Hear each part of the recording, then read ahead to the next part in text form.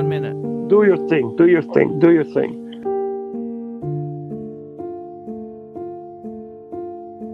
They're like fish, you know, like fish. They go off in the shop. Just 1 minute, Bear. I was going to say something.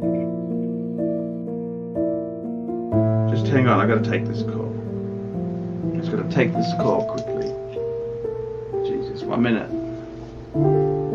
Fuck, what's going wrong? OHS officer. I'll be back in 1 minute. All it says is 1 minute.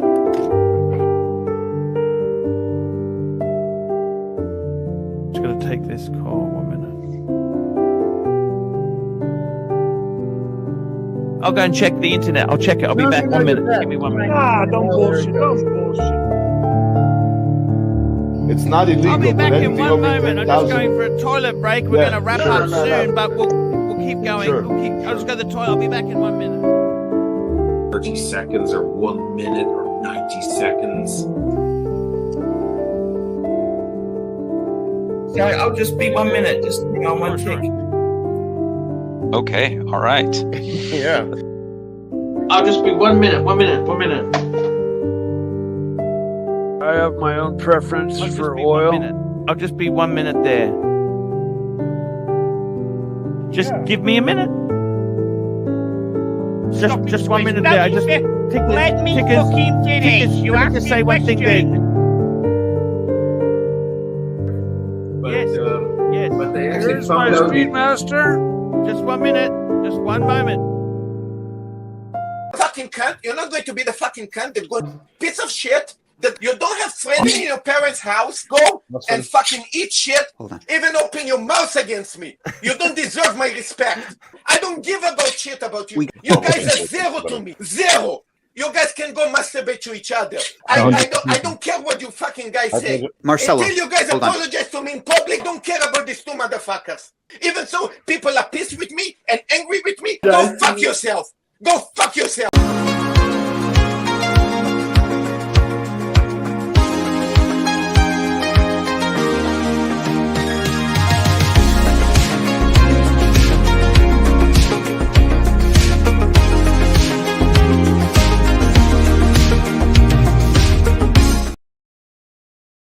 You want to ski this kid or not? I'm not going to stay on here. I finally decided to bring it home. Set it on. You know how loud that'll be? Hang on a minute. Sounds fantastic. That's a real mini bike, Narky. I built that whole bike with my fucking bare hands. It's a fucking it's a goddamn hammer is what it is. Jax. Watch Nicholas is back. I'm so excited. Great, thank you.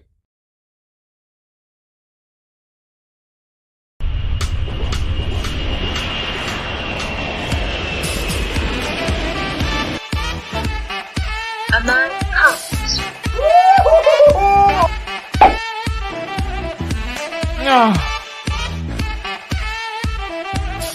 He travels quickly. Brisbane Airport, getting ready to get out of Dodge. Bangers. Just landed in Melbourne.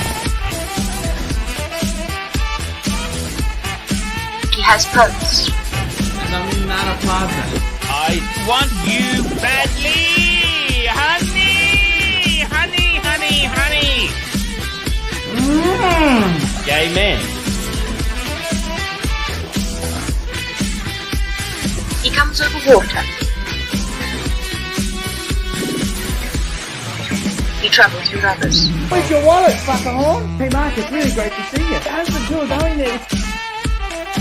He will oppose. QR's got no one to blame except themselves. Fuck you, fuck you, fuck you! He brings violence and destruction. Last night, busted my fence. I nearly died. You nasty, vicious, foul-mouthed, spinal fuckers! Are you okay?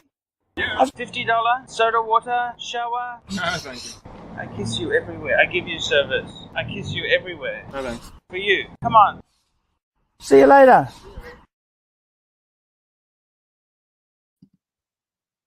Hello, hello, hello, hello, hello, hello. Welcome to the one and only Archie Luxury live stream channel.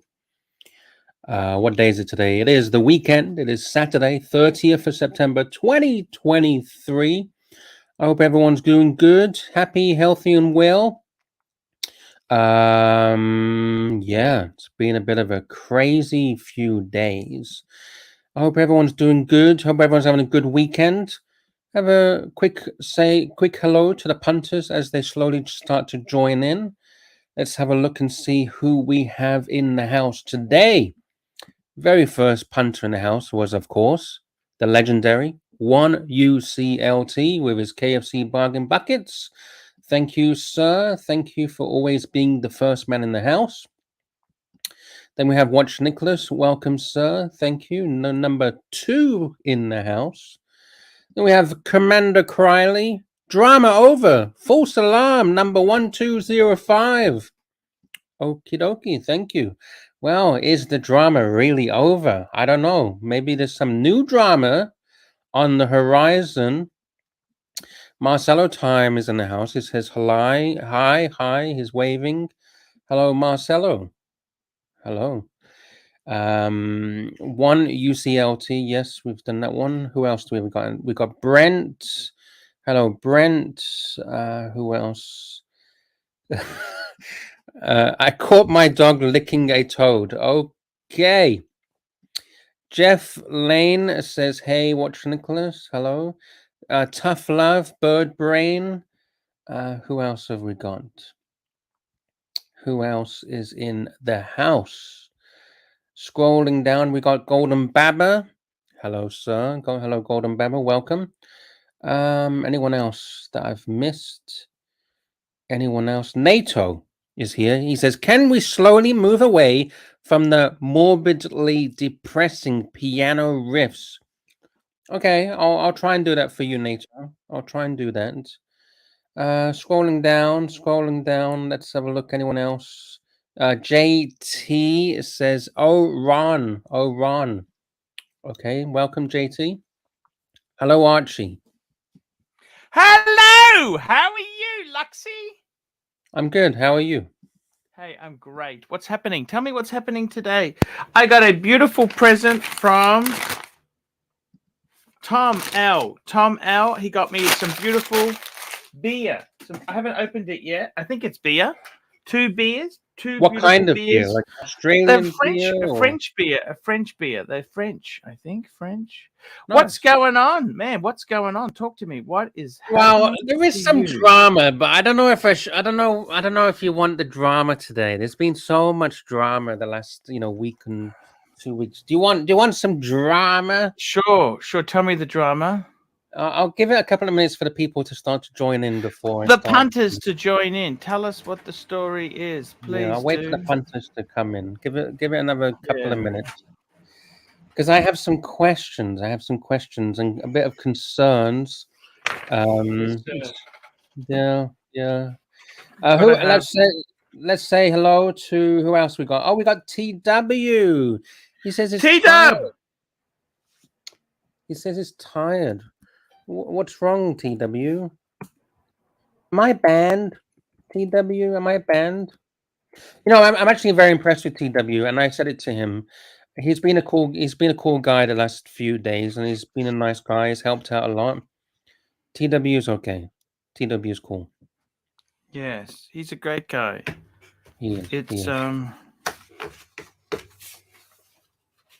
At the beginning, you kind of don't understand someone's personality or something, but then you kind of get used to it. Yeah. That's exactly it. Everybody's different. You know what I mean? It takes a. Oh, Mental Jock is in the house. Oh, look at that! Hey, Mental Jock. How's it going, Matt? What beer is that? Animal. Moretti, Birra Moretti. Yeah, it's Italian. Beautiful beers. How are you going? Where is that your hat? Where are you now? Where are you exactly, Mental Jock? I'm home in Abu Dhabi, bro. I'm at home. Wow, this is your apartment. Yeah, I'll go a walk later. Do you I'll go own a this or walk. you rent this in Abu Dhabi? You own this or rent this?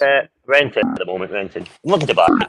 Looking to buy it. How much do you pay to rent something like that? Too much. Too much. It's not cheap. It's for what it is. It's not bad. Like you got a big ass. You got your big pool there. Yeah. And then the sea, the beach. Okay. Not bad. Yeah. Fair enough. Wow. Looks nice. It's on the beach as well. Nice. By the way, so we've got 50 people in the house now. I just want to ask some questions. There's a couple of questions. I noticed. Oh shit! What's wrong, Mental? What's wrong? But to the point where I went to jump on and he ran off like a bitch. No. I said to Archie, I was going to bring up. I said I got something I want to bring up. I want to ask some questions. Sure. So Angelic, I don't know what's going on with Angelic. I feel a bit worried about him. He seems to be falling away from the ArchieVerse. What's happening? He doesn't come on the shows anymore. He rebel streams Angelic. sometimes. Now he's got fucking OC. It's like a safe haven for OC to have a chit chat and a bit of a chat with Angelic. It's a bit weird. It's all a bit weird. Yeah. So OC's got a safe haven with Angelic in the treehouse. I don't know what's going on with Angelic. Can we rail the Angelic back? We need him back. We want the old Angelic back. This new Angelic it's a bit scary. It's a bit scary. Yes. He's bringing a fucking fire into his treehouse if he brings OC there. Donations, and he's asking OC, it's a safe house, and you can come here and tell me all your problems, and we can hold hands and sing Kumbaya. I'm a bit worried. Angelic, please come back. Don't jump over the edge. Please come back. Come back from the edge. Come back. It's going to be okay. It's going to be okay. So Archie, what do you think? It's a bit weird, right? It's just a bit weird. Yeah. Hey, everyone can do whatever you want. Do whatever you want. But it's just a bit weird. It's just a bit weird. Yes, 100% right. We're not stopping him from doing what he wants. It's just a bit weird. Just please get off the edge of the safe house and come back down. And OC is about to burn that fucking tree house of his down. It's a bit weird. It's all a bit weird. The fire tower. That's not what it's called. The fire tower. There you go. The fire tower.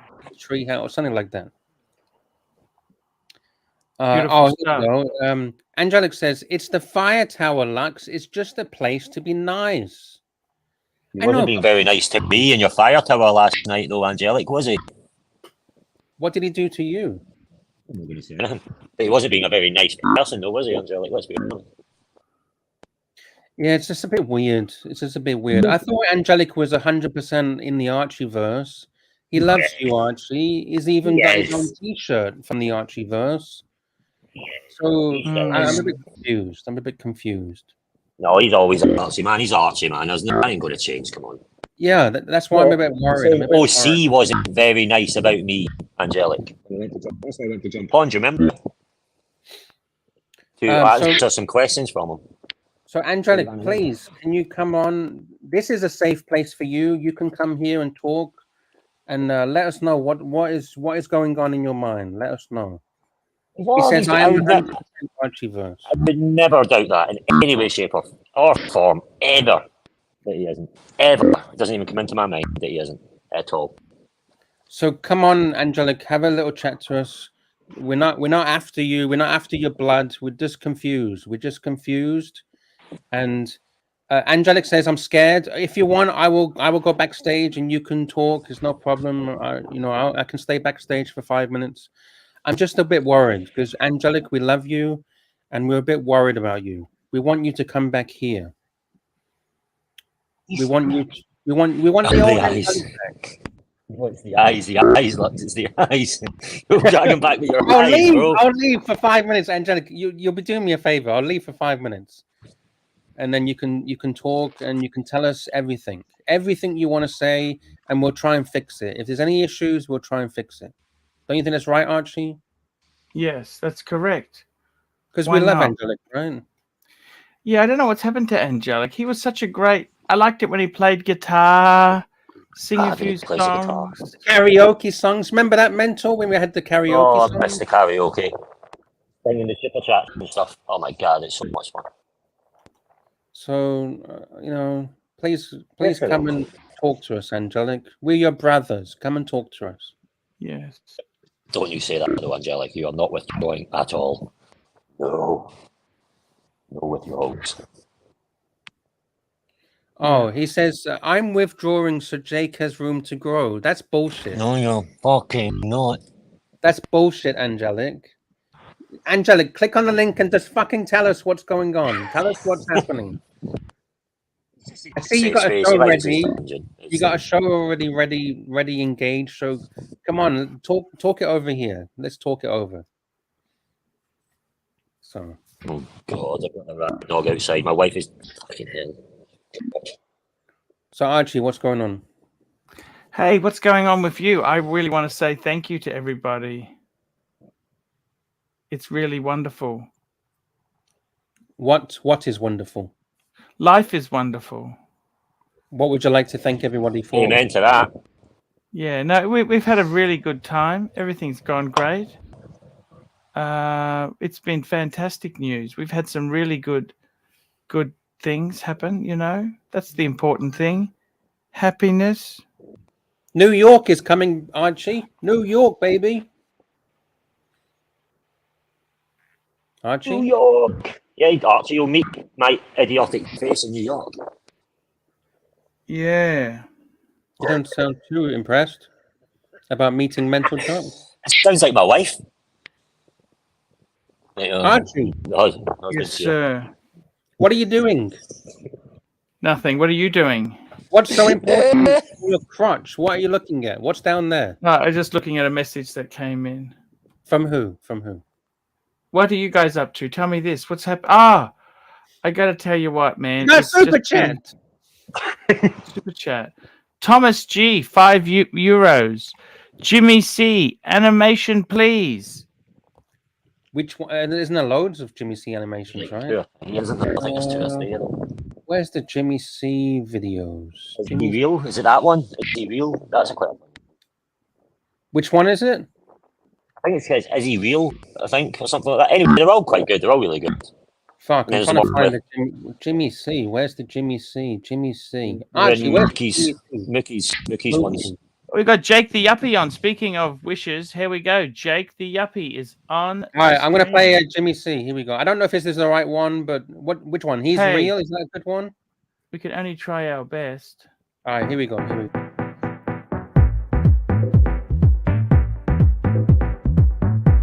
Welcome, Jimmy. Who's Mike the Snake? Just an animation. I don't think it's real.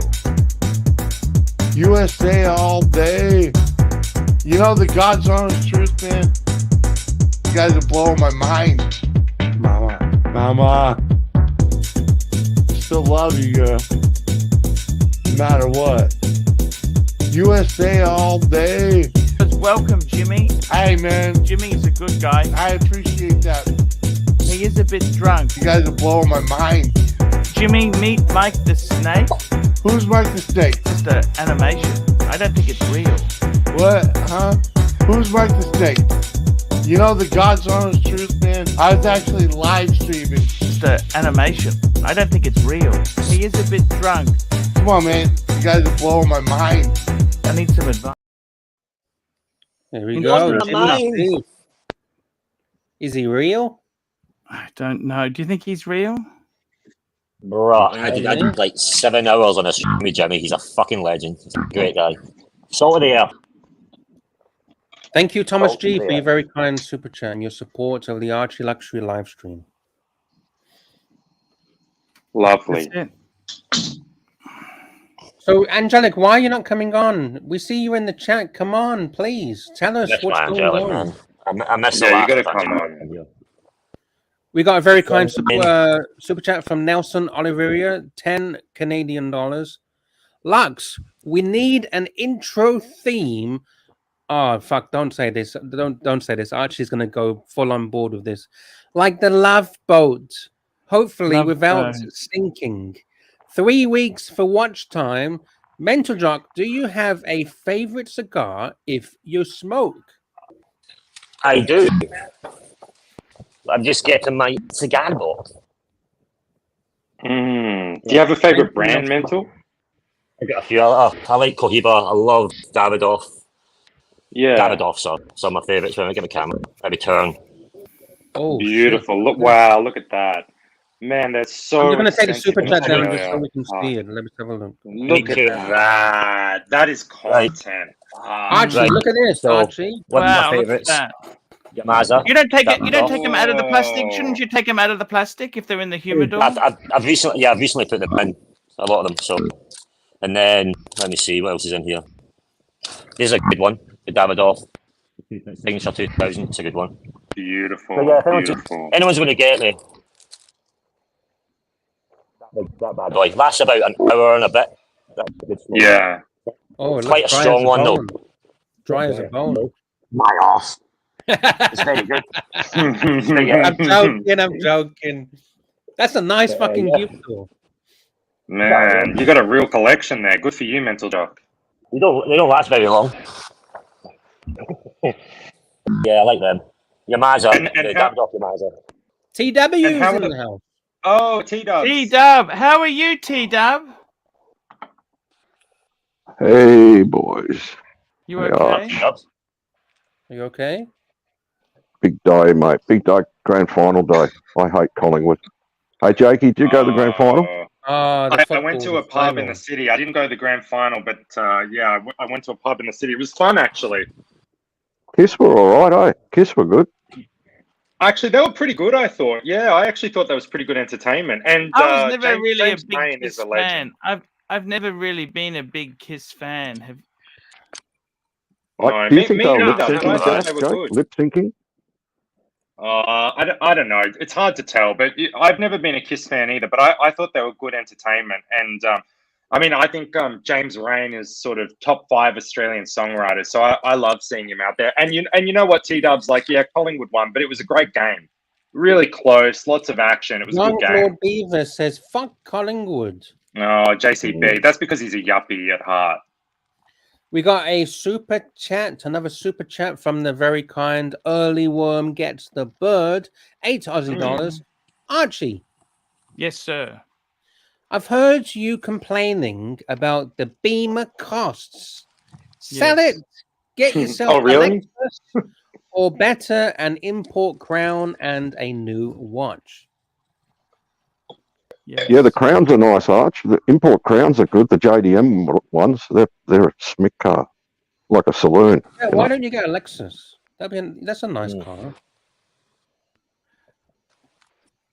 I can't afford to get rid of anything at the moment. It's so much money. You know what I mean? Yeah. You're committed. You're too committed already. Hey, How about- Mental Jock. Sorry, guys. Go ahead. I was going to say, how about a new watch? Because he says maybe a new watch.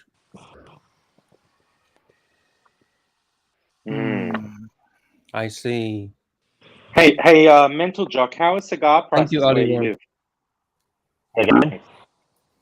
I was just asking, how are cigar prices where you live? I mean, in Australia, it's nuts, right? Like a cigar that's the that's tax is crazy. $100 cigar here is $10 in the United States. It's unbelievable. They're expensive, but my wife flies for a living, so wherever she goes, like she goes to New York, she goes to Italy, she'll go to duty free, and I'll get.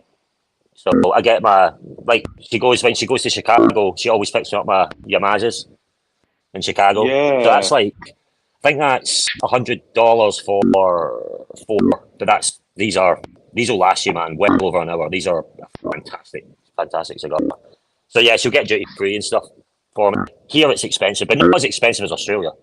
But still, if I can get them cheaper, I will. I won't buy We've got them. some echo here. We've got some. No, echo. it's the phone. Mentor's got the same problem as Marcelo's got. Apparently, when the phone is connecting the signals, it fucks the sound up. I'll be back. Hey, you know what's fucked, Arch? Let me riddle you this, Arch, okay? I want to hear your opinion on this, okay? I could eat KFC 3 times a day, every day from age 3 to 80, right? And not pay any extra fucking tax, okay? But if I want to smoke a cigar once a month, which is scientifically proven to have no health impacts whatsoever, I have to pay this bullshit tax. Do you think that's fair? What do you think, Pontiff? Look, you know what? I think it's I don't like the idea of taxing and nastiness to encourage people. You know, governments are very good at these things. Vaping, the governments are clamping down on vaping because there's no taxes on it. They're all But vaping, you know what? Vaping saves selfish lives. sons of bitches. There's You know what? I got the vape. I got the vape. Vaping saves lives. You know, 30 bucks. 30 bucks for a vape. Do you want people to smoke cigarettes with all the nasty tar and all the shit? Or would you rather they vape? Like, it's better for people.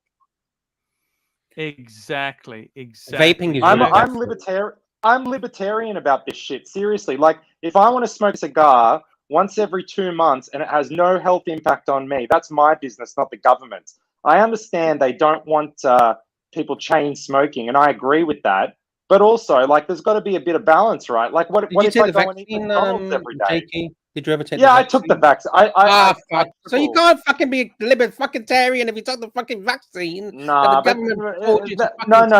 But you know what, Lux? The libertarian stance on the vaccine is: if I want to take the vaccine, that's okay, and if you don't want to take the vaccine, that's okay too. That's the libertarian stance, and that's what I think. Okay, so you wanted to take it. Yeah, that's right. I don't think I should have been forced, but I was happy to take it. And I don't think you should have been forced either. That's what I think. Fair enough. Yeah. By the way, look at these. Look at these cigars, Archie. 80,000 British pounds for Cohiba. Wow. 1966. They are fire, by the way. Yeah, they're very expensive. 86,000 pounds. That retail was 10,000 if you got them. By the way, they've gone up to 80,000. It's about 10, 20,000 to buy at the time. There you go. That's what it looks like. £80,000 for 20 Cohibas. So is it literally these are from 1966? Are they? Is that when they were wrapped and made? No. It's to celebrate. It's a limited run. So what's so special? What makes these worth £80,000?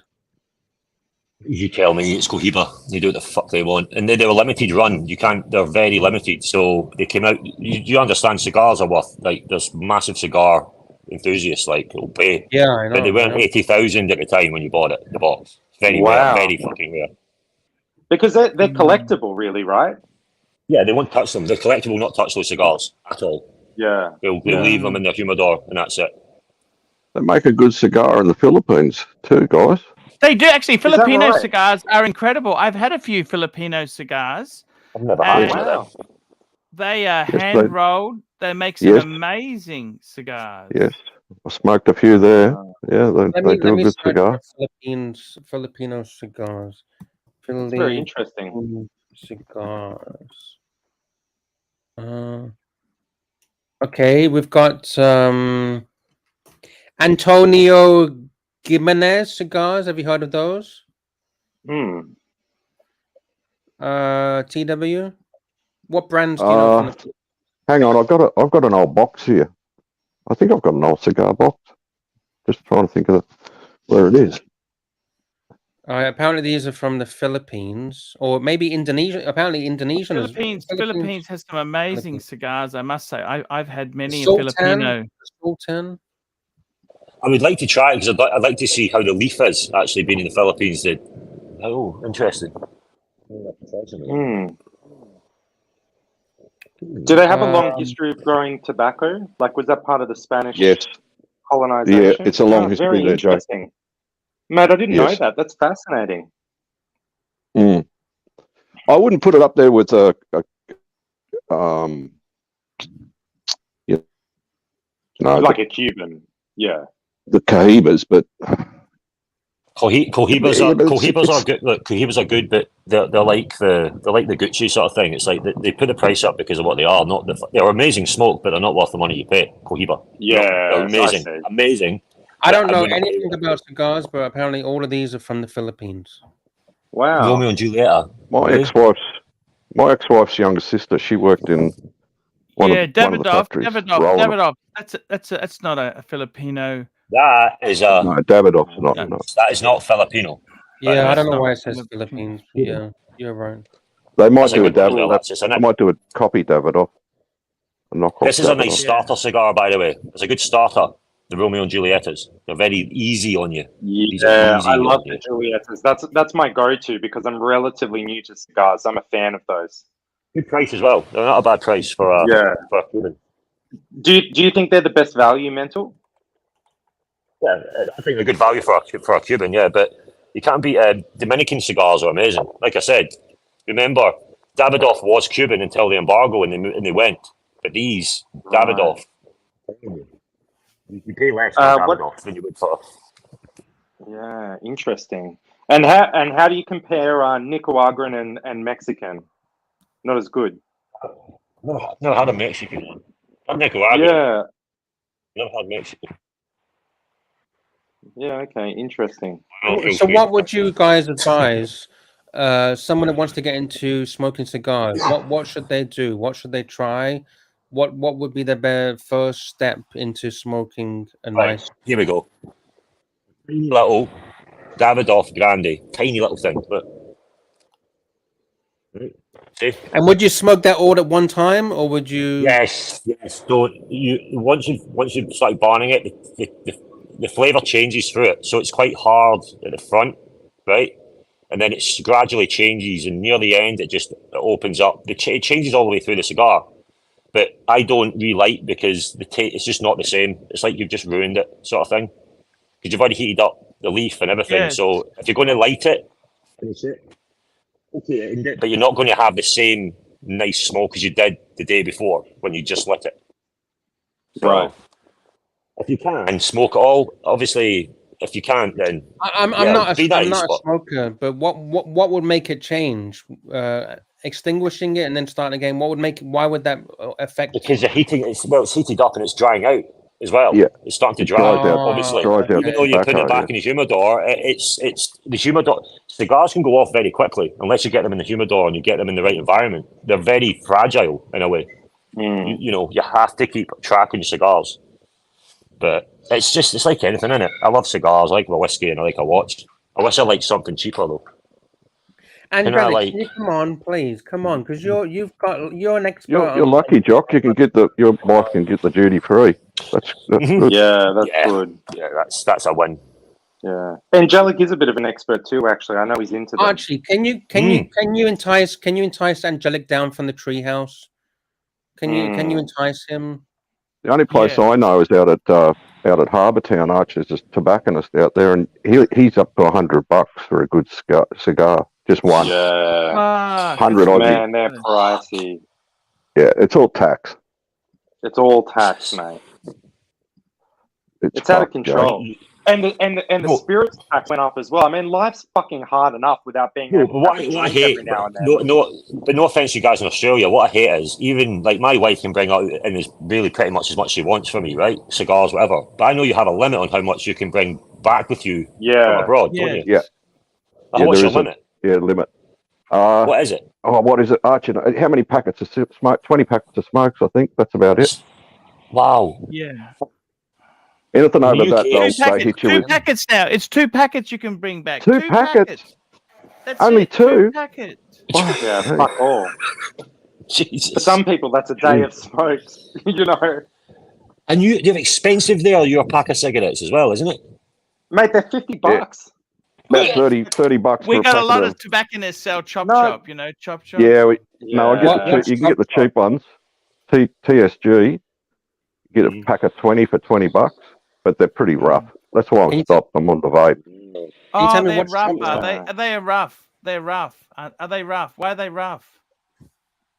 Well, cheap cigarettes can be like just hard on your throat. They burn weird. They're they're cheap for. It's so weird to say that, isn't it? A good cigarette is still not very good for you, but it isn't as harsh It's on your shit throat. tobacco. I don't Like, know. it's just shit. It's shitty tobacco. Shit tobacco. We Yeah, got that's it. a super chat from Early Worm Gets the Bird. 3 Aussie dollars. Thank you so much for your support. He says, in Australia, it's almost... Archie, listen to this. Are you listening, Archie? Yeah. Yes, yes. In Australia, it's almost cheaper to do cocoa. Yeah, that's true. The good old That's true. cocoa. Coca. And it's fucking expensive here too. It's $350 a bag. How would you know, Jakey? Fuck me dead. And then everybody my age wonders why they don't have any fucking money. Well, it's because the coke's so expensive. How would you know the price of coca? I'm too much of a stingy, nasty fucker to pay for that, big boy. I can imagine Jakey with a big white mustache from his snorting of his coca.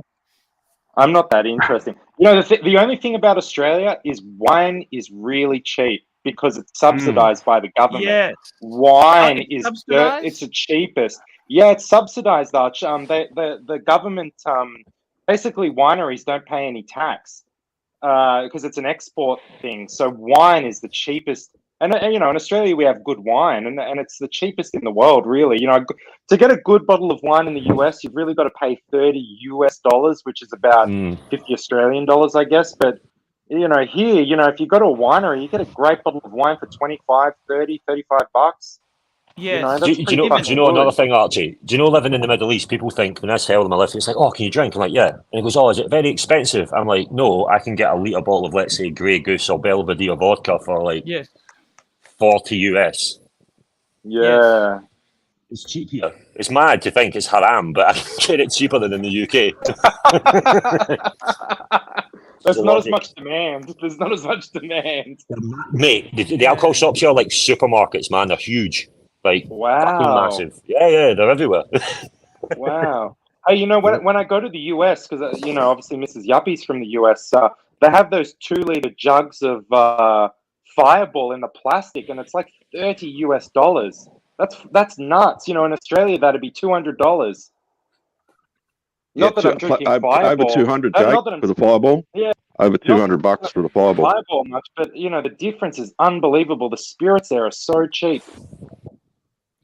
Jakey, who's that avatar? Who's the picture on the avatar? Is that you? Oh, you know what? I had the standard, you know, the generic avatar, and I thought, oh, I better put a picture up there. So I Googled Yuppie on Google Images. Yeah, and I think you should change the avatar. It's going to piss some people off. It's a bit annoying. And this is the first thing that came up on iStock. That is the most annoying avatar you could probably. No, but that's the joke, Lux. That's the joke. You know, it's insufferable. You know. What happened to your voice today? You sound completely different today. I don't know. I was yelling at the football all day. I guess I'm normal though. There's no dramas. Who were you backing, Jake? Were you backing Collingwood, the Pies? You know what? Like, I'm a D's fan, but I have a soft spot for the Pies, and so I was pretty keen on the Pies. Although my multi on Sportsbet was for a very small Lions win, and I lost that. Oh yeah. Oh, I just have a punt on the footy. You know, $30 here, $30 there. Nothing crazy. I think a lot of people would have lost money today on the Lions. I think they were hot favourites. Yeah, I just do the multis. You know, like, it's just fun, just a bit of fun. I don't really. I'm not. Did you win? Gambling. Did you win? No, I lost. Oh, you should have just gave me that $30. $30 Lux. Just give it to me. $30 Lux. Next time I go to bet, I'll give you the $30 instead, Lux. I'll make that commitment to you. All right, I'll hold you to that. I was trying to explain it to Jimmy C. AFL. I was trying to explain it to Jimmy C. and he thought it was soccer. And I said, no, it's not a round ball. He said, it's like rugby. And I said, no, it's not like rugby. No, we got a super. You know the AFL, Jock? We got a super chat. Yeah, no, yeah. Super chat. Adam, £5 British. Thank you, Adam. Yes, for your very kind support. Archie, do you want to read this? Sure, we can read that. That's no problems. He says, mental, when I went Dubai, my friend had to meet a Russian guy to buy tequila. Yeah, when I first came here, 8 Years ago, you have to have a residence visa to buy alcohol at alcohol shops, but now it's changed completely. Anyone can walk in. But then, there was a time where alcohol was harder to come by, but now it's open season now, man. Open season. What about mental? What about ladies of the night? Are they easy? Oh to yeah, find? I know a place. I know many places that you can get there. Many bars. At like 8 p.m. There's a place called 69ers, and they do a great steak. But after 7 p.m., get the fuck out unless you're into that, because the women of the night come in, and it's very open season as well. And they'll chase you in Dubai. They'll literally everywhere. You go to a bar. If you're in like a hotel, you'll see a woman by themselves at the bar. They're obviously selling themselves. So yeah, it's rampant. It's everywhere. Oh, I never knew that. Wow. Archie. Maybe it's time to go to Dubai, Archie. What nationalities is that, Jock? What nationalities? You got Russian? You got Russian, Filipinos? Filipino, Ukrainian? Wow. Should I go up to them now for you and just ask, excuse me, where are you from? Just let me. Okay. Any Indian ladies? Indian? I don't look for that stuff, to be fair with you, Lux, but I know where you can get it. You don't look for it, but you know all about it. What's going on? I know the bars. I lived in the city. I lived in Abu Dhabi city, and there was certain bars I liked, but then I knew at certain times that unless you want to get harassed when you're drinking your beer, you get the fuck out because it just annoys you because they literally bombard you. There's certain bars, the clientele changes at a certain time of night. So how much does it cost? I don't know. No job to find out. He knows everything, but he doesn't know that one answer. That one thing. Maybe Mrs. Jock is watching. No, I've still never been into that shit. I tell you what, I did leave the stream up on the TV in the living room. Fuck, folks. Wait a minute. Oh, better shut it down, Jock. You might get in trouble. Yeah. I wouldn't mind getting chased down the street once in my fucking life. That'd be nice. The wife's watching, by the way, guys. Mental Jock. I told you, Mrs. Jock. Yeah. She said it's okay. This is all just banter. It's all banter. It's not. It's all banter. It's all banter. And it's all common knowledge. It's all common knowledge. Okay. This is just for the show.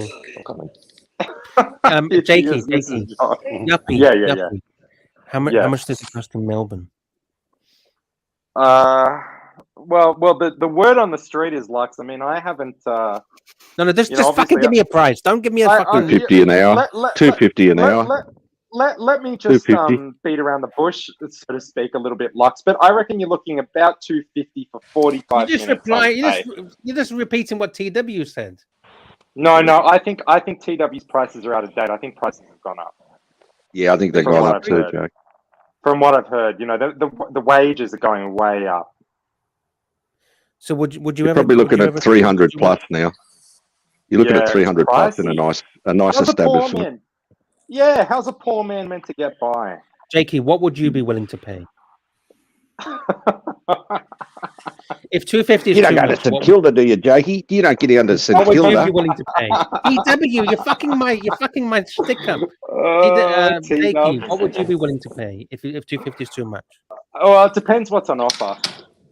What would you like to be on offer? Mate, you know what? I take it as it comes. I think I believe in high. What's your favorite girl? What's your favorite? What's your perfect girl? I like blondes. I got to tell you, I've always been into blondes. Curly, wavy blonde hair. Yeah, wavy blonde hair sounds good. Blue straight eyes or wave. Yeah. Being a Mediterranean man myself, I got blue eyes, but I got the dark hair and the olive skin. I like a bit of color contrast, I think that's cool. Okay. What about so that's all? What about something exotic? Yeah, exotic. Why not? You know what I think? Here's what I think. You got to try everything once in life. That's what I think. Okay, fair enough. So what have you tried? What about a bit of dark chocolate, Jakey? A bit of dark chocolate. I just think you got to try everything once in life, and that's all I'm going to say. You got to try everything once, Jake. You got to give it a run. Jakey, what have you tried so far? Give us a list of what you've tried so far. I'm boring, Luxy. I'm boring, Just fucking mate. answer the question. Come on, we want to know. We want to know more about you. Boy. I know. We want to but know more you know, about you. We There's a want to bit of know more Mrs. about. Yuppie, you know, a bit of Mrs. Yuppie comes in, you know, and Oh, forget her. She's not listening. She's not listening. she's not listening. Sometimes she fucking listens. I tell you one thing I haven't had. I've never had a foot rub in the back of the Tucson, unlike Archie in the BMW. Unbelievable. Yes, that's correct. You know, that is Archie. You are a fucking legend. Privilege, white for that. privilege, white privilege. How did you swing that, big boy? Tell us the story. Oh, this is new. I haven't heard this one. I put rub in the back of the Beamer. Yeah. Foot rub. Okay. I can tell you this, you know, you don't get those things from your wife, that's for sure. They're the last people. You know, it's just fucked. It's just fucked. So, Arch, what's the story? No. I'm going to see you in Melbourne. I'll tell you the story. Yeah. In Melbourne. What's the details about this trip in Melbourne, Archie? So it's coming. When is it? When's it coming up again? Yep, I'm flying down Friday afternoon. Friday afternoon. Oh, this Friday coming? Yes, that's correct. So, if someone wants to meet you, how do they do it? What do they need to do? Hey, we're going to discuss it on the show. We're going to start from tomorrow, on Monday. Content. Yep. You're taking the young fella, aren't you, Arch? You're taking your son? Yes, I am. I'm taking my son. Beautiful. Yes, I am. That'll be great. Yeah, great experience for him. Yeah, it'd be fantastic. He's been to Melbourne before? No, never been. Oh, wow. You'll love it. You'll love it. I'm a fan. He's a really nice guy, Arch. You know that? He is a great guy. Yeah. No, it's going to be a good trip. He is. He's lovely. Exactly. So, Arch, have you looked at you booked hotels and all the rest of it? Yep, I have. Nice one. Good. Well, it's very exciting. Exactly. Hotels are very expensive. Take him to see Far Lap, Arch. Take him to see Far Lap. Where is Far Lap? In where, Jakey, help me here. Where is it? It's in the museum. Where is Far Lap? It's in the museum. I haven't been, actually, I've got to say. Oh, I went a couple of times with my father. He took me to see Far Lap. It's at the Melbourne Museum, I think. Yes, Melbourne Museum. Jean-Claude is asking, which one is the AC4, 5, 6, or 7? It's 4, right? Archie. If you're AC3, which one is it? 4, 5, 6, or 7? 4. AC4. Yeah, it's my AC4. eldest son. I'm taking him down. It's going to be fantastic. Do you have anything in the schedule yet, Arch, or you're still playing it by ear? Sorry, what was that? Do you have anything in the schedule yet? No, I'm going to start planning it on Monday. From Monday onwards, we'll start planning it. Yeah, cool. So we need some support from the punters if they're able to, because it's fucking expensive, right? Getting hotels to go to Melbourne, airplane tickets, and this is a good trip for his son, just to get away from his hometown for a couple of days, see some sights, see some sights of Melbourne. If anyone's able to support a little bit, every little helps. Support Archie Luxury. Swanson Street, Collins Street. Beautiful.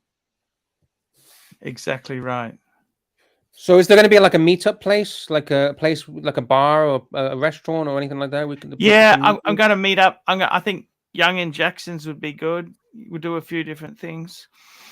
Yeah. Is Angelic coming? That was good last time. Yeah, it was fantastic. Is Angelic going to come? I hope he comes. I hope so. He came last time. Why wouldn't he? Because he's in the tree house. He doesn't want to come down from the tree house. So that's come on. He can't. You know, he can't. He's going to come. Of course he will. Be great to see Angelic. Angelic, please come on. Just talk to us. I'll make this commitment. I'll make this commitment. If Angelic comes to Young and Jackson's, I will pay for his beers for the duration of the meetup. That is my commitment. I don't know. I mean, a reasonable amount. Yeah, were you buying some snacks? He doesn't drink much. Were you buying some What's that? snacks? What's that like? A meal? I don't think he drinks, Jake. He doesn't drink. Oh, okay. Oh, well, you know, Diet Cokes. The Diet Cokes are on me then. You know, whatever. Yeah, I just want to see him there. How about a nice meal? Some nice like I'll French buy fries. some snacks. Okay, Snacks. Angelic, It's gonna be a fantastic tour. I'm hoping to see as many yeah. people as possible. You know, I'm really Angelic, you know the forward- point I'm trying to make. Angelic, come on the show, come on. Why? How come Come on, Angelic we're won't come on? Why won't he come on? Why I won't don't he know come why. on? I don't know why. That's why I'm trying to figure it out. I'm trying to figure We've out. got to what's going on. negotiate. We've got to Angelic, negotiate. But come yeah, on. The flower drum's still there, Jake. What's that? Flower drum? The flower drum in Chinatown. Very famous restaurant. People love it. Is it still there? That's just being a fucking pussy. Look, I'm scared. I'm scared. Oh, Lux, I'm come shy. on. What the fuck? Angelic, what the fuck is wrong with you? Don't be a fucking child. Just fucking tell us the fucking problem. Well, I've had enough. into the top I've had enough of kiddie fingers. I've had enough of kiddie fingers, whatever you call it. You know when you know. Jesus Christ. Whatever. What's the phrase? What's the fucking phrase? Sorry, what was that? And kiddie gloves. Kiddie gloves. You handle kid them with gloves. kiddie Yeah, gloves. the kid gloves. Yeah. Kiddie fingers. What the fuck? Kiddie fingers. gloves. Jesus Angelic, Christ. stop being What a you gonna fucking say? baby. Tell us what the fuck is the problem with this bullshit. I'm scared and I'm shy and all this. Come on. Kid gloves. Come on. Come on, Angelic. Come on. The lead says if TW attends the Melbourne meetup, Jake will pay for T-Dub's AMP rub and tug sessions. I don't know if I've got that much money, to be honest. Leads. What are you talking about? You just bought a nice watch. You got money. Yeah, but T-Dubs has a voracious That's the money gone, but appetite. that's the money gone now. Yeah, I'd like a nice steak, Jake. I'd like a nice steak. T-Dubs, when next time you're in Melbourne, I'll buy you a steak, mate. I'll make that commitment. Thanks, mate. Thank you. A good steak. Yeah. Okay, I'm googling most expensive steak in Melbourne. Yeah, that sounds good. We'll go to Entrecôte or something. You know, I had Archie, my lunch with Dave the Super Collector the other day. That was good. He's. I mean, I've always been a fan. He's a really nice guy. All right, I found it. Here you go, Archie. Have a look at this. This is where you should tell Jakey to take you. It's coming onto the screen now. The title of Australia's most expensive steak is in new hands. Levantine Hill Winery in the Yarra Valley. Oh, I've been there. Hey, you know the wine there is shit. You know the wine there is really bad. It's overpriced. I haven't finished. Yeah. In Melbourne's it's in Melbourne's east, and a 500-gram Japanese rare Itoham Sankyoi sirloin, whatever the fuck that is 750 Aussie. That's not too bad, is it? 750. Yeah, I mean, for the most expensive, they didn't want to have gold gilt wrapping over it, like that one in Sydney. There's one in Sydney where that's a scam. they put the gold on it. TW, that's a scam because gold doesn't taste of anything. Yeah. No, it's for Instagram, like. And it's just a bit. Levantine Hill Winery in the South Yarra. Okay. The Yarra Valley. It's in the Yarra Valley. Which actually, it's not in Melbourne's east. It's sort of an hour out of the city. But the wine there, Lux, I mean, that's a place really rich people go, right? And they've got the helipad and the helicopters flying and all the rest of it. I got to tell you, I did a tasting there. I was not impressed for the quality of the wine for the price. Very overrated. Very overrated. I'm not a fan. You know, I like Coombe Winery in the Yarra Valley. That's my favorite. Wait, what the fuck? That's all you get for $750? Are they having a laugh? What the fuck is it? Where is it? Nah. T-Dubs. Where's the steak? Rub instead of that. Look at the fucking French fries. It's like it's the experience. See, that's like Jake said. They've got the helipad there. It's like the place to eat. You know. There we go. There's a good shot. The helicopter coming in. But you're not on the fucking helicopter. That's the thing, though, right? Yeah, the helicopter's another $2,000. You know. Oh fuck. Yeah, it's one of those hippie fucking places. It doesn't surprise me. That's a bit nouveau cuisine there, Jakey. That's a bit nouveau. It's actually, you know what? I got to say, and I don't say this in a derogatory way because I'm not one of these millennials that has a thing about boomers, but it's a bit of a rich boomer place to go. Yes, boomers. It's a boomer restaurant. It's a rich boomer place to go. It's not really a yuppie place. Golden Bamber, $2. Thank you so much, Golden Bamber, for your support. Jakey, we don't care. Fair enough. Thanks for the super chat, big boy. Thank you, Golden Bamber. Yeah, so that's where it is. It's beautiful out there, though. Beautiful place. But like your bottles of wine there, they sort of start at $60. And you go to the winery next door, which is called Rockford, and the wine's actually better, and it's about half the price. But Levantine Hill, it's all about, it's billionaires go there. It's for really rich. Are you going to take Archie here? Are you going to take Archie here? Well, the problem with going there is it's a long way out of the city. You can take him in the car. Get a taxi, get the helicopter, whatever. It doesn't matter. Arch, do you want to go for a cruise in the luxury? You'd have to get the helicopter out to the Yarra Valley. I'd take you, no problem. We'll see how. I haven't got much time there. Yeah, because I'm a member of a couple of the wineries actually. Yeah, but if you got the time, we can go for a cruise. Well, it's up to you, mate. I'm gonna start spruiking Monday. We're gonna get our itinerary done on Monday. Okay. All right, we'll talk about it then. Yeah, Monday on the show. Yeah, sounds good. But that's an option. We can do a bit of a Jake the Yuppie wine tour. It'd be fun. Exactly. Yeah. Wow. Well, I think you're going to like it down here, Arch. The weather is fantastic at the moment. What's the weather like? What is the weather like? Oh, today was beautiful. 28 degrees, just very sunny. Melbourne summer is very pleasant, Yeah, beautiful. And my hay fever's going nuts, but other than that, it's beautiful. Okay. Oh, moly. Yeah. So, yeah. Hey, T-Dubs, what's going on in the T-Dubs verse? Yes. What's happening in the Not much, Jake. Not much. Just, Am I banned, Arch? Am I banned? Am I You're banned? a steam master. So I'm getting off the smokes, Jake. I'm 2 days off. I'm on the vape. Good on you, man. Hey, good on you. Good for you, mate. You know what, T-Dubs? Every little bit counts, Yeah, well, I had that scare with my leg, so I mean, it's getting time to start living a bit more sensibly. So, Yeah. Coming up to 60, Jake, next year. So you're 60 years old, T-Dub. You can't smoke forever, mate, because it'll get you in the end. It'll kill you in the end. Yeah. Happened to my grandfather. Well, my granddad lived all of his life, late. and he died when he was 80. So I think he had a good life. Yeah.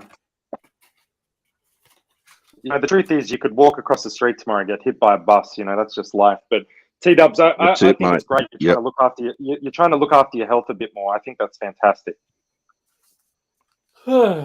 Yeah, well, I'm booked in on the 6th for a procedure at the hospital, which I'm not looking forward to. But anyway, it's got to be done. Oh, what sort of procedure, T-Dub? Can you share with us? They call it top and tail, Arch. The top and tail endoscopy, colonoscopy. Oh, wow. Fuck. I don't like that sort of stuff. You know that? Have you had one done, Arch? You should get one done, mate. What's that? What do they do exactly? Well, they put you out. You're under general, and they just with the camp. It's nothing. There's not no incisions or anything. It's just a camera. Stick it down your throat. Yeah. Yeah. What do they find? Well, they're basically looking for polyps, you know, things that if they see one, they can get rid of it if it's there. What made you prompt for this?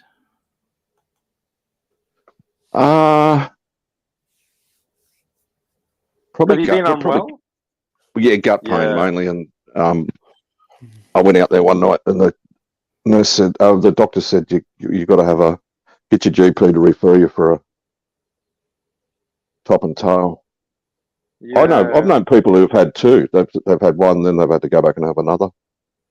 You know, it's just the big thing with me is they won't let me go home by myself. They keep harping on, oh no, we can't let you go home by yourself. You've got to have someone with you. And I said, well, fuck, I live by myself. Yeah. Do you miss female company? Do you miss female? I had my eyes. Do you miss female company? Do you miss it? Do you miss female company? T-Dub? Jesus, this show's going fucking to shit.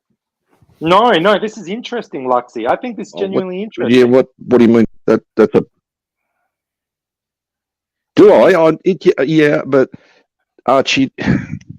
Yeah, I just been so long now, just by myself. It's okay, TW. Silicon dolls. Have you seen those silicon dolls? You just get one of those. Life-size silicon dolls. No, not into that, Lux. No, not into that. Not into that. You had a beautiful Filipino wife. Do you miss her? Oh, come on, Arch. Yeah, she's great. Yeah, great. It's okay. There's more fish in the sea. Get another one. No, I don't think I would. I don't think I would. No. They're too much trouble? Well, they've got no fucking money, Archie, you know? They've got nothing. Find one with money. Find one with money. Yeah, come on, Lux, come on. You know, the Philippines, yeah? The ones with money in the Philippines, they don't leave the Philippines. They stay in the Hey, they've got rich family. With money. Why did that not matter when you married your first wife? Why did that not matter if she had money or not?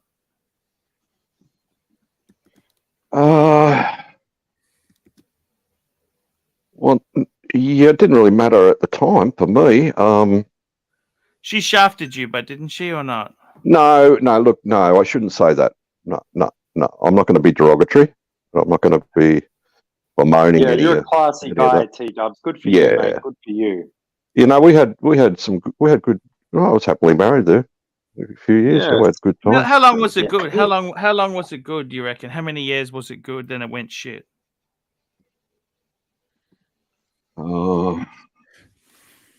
Probably 4 or 5 years. You know. Then the sex died down. Sorry. The sex died down then. Well, you know, it's like Arch, when you have children, you know, it's not. All right, boys. I've got the answer to all of your problems, to everyone's problems on the screen. Let's hear it, Lux. Let's hear it, mate. problem and TW's problem, okay? Here we go. And maybe my problem too. I don't know yet. In 2012, a business tycoon in Hong Kong called Chow, he offered $65 million to any man who could convince his lesbian daughter to marry him. Have you seen the picture of her, Lux? Have you seen the picture of her? On the table if you can marry his lesbian daughter. He was fair income too. He was going to stump up the money. Let's see the picture first before I. She's not bad. She's a tomboy though. Archie, could you convince this beautiful lady here to marry you? Because she's very beautiful. Oh, Archie'd be all over that. Which one? Which one? The one on the fucking right, the lady. What the fuck is wrong with you? They're lesbians. They're both ladies. The lady on the fucking right. They're both ladies. Yeah, they're right. Arch is right. Arch, be honest though. For $65 million, she's married. You wouldn't distinguish between those two. You don't give a fuck. No. She's married. Look, you'd take she looks a bit. She looks a bit Wendy Dengish there. She looks a bit Wendy Deng. I like Wendy. Yeah. Oh, fuck Wendy Deng. I had a thing for her. Did you? Did you have a thing for Wendy? I thought she was attractive. I thought she was quite attractive. So Yeah, there you she go. was. How You're about right. that? She looks fine. There's nothing wrong with her. No one's saying there's anything wrong with her, but you need to convince her to marry you, and you'll get $65 million. Was it all stick? Was it stick, Alex, or was this real? Was it for real, or was it? This is all real shit. Well, Patel that'd be Philippe. highly embarrassing for her, wouldn't it? For Super her chat. father to come out and publicly do something like that. TW. Yeah. Patel Philippe, $2 Canadian. Arch, why are you spruiking Bluesy and abandoned PP? Patek Philippe. I just my life's a lot more casual now. Yeah. Well, the bluesy is a you know, you can go to the beach with it and then go out to dinner, get dressed up and go out to dinner and whack it on. You know, it's a utilitarian piece. You've got the steel and gold. It's Bluesy Brothers. One and done.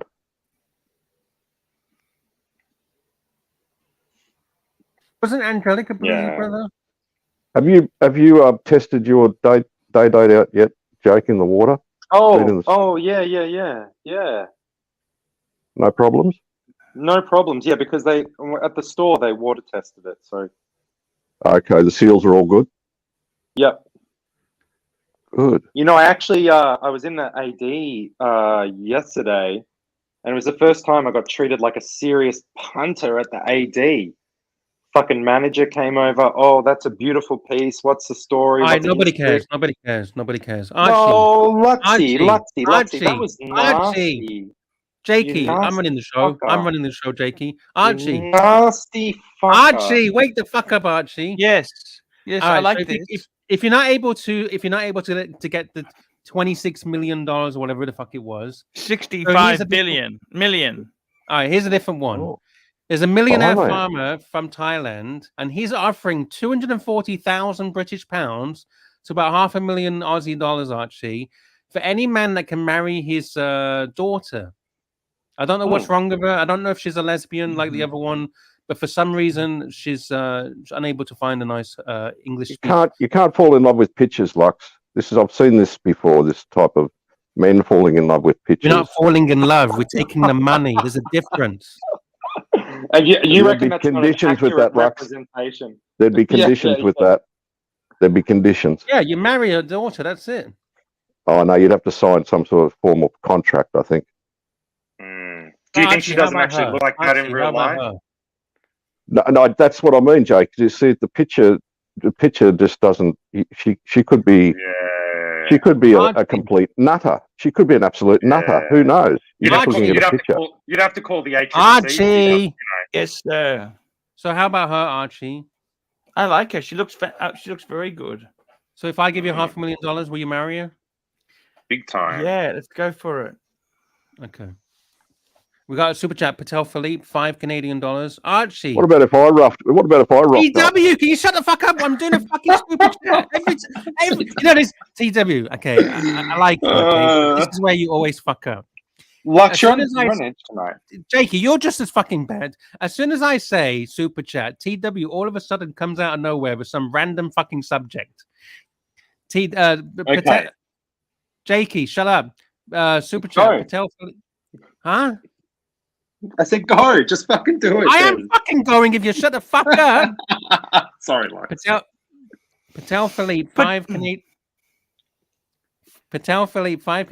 Archie, Fike it, retire with a 3940. It's the hipster's watch of 2023. Once Jake reaches beyond junior manager, he will lust after one. It's a beautiful watch. That's a perpetual calendar. It's a beautiful watch. I love the 3940.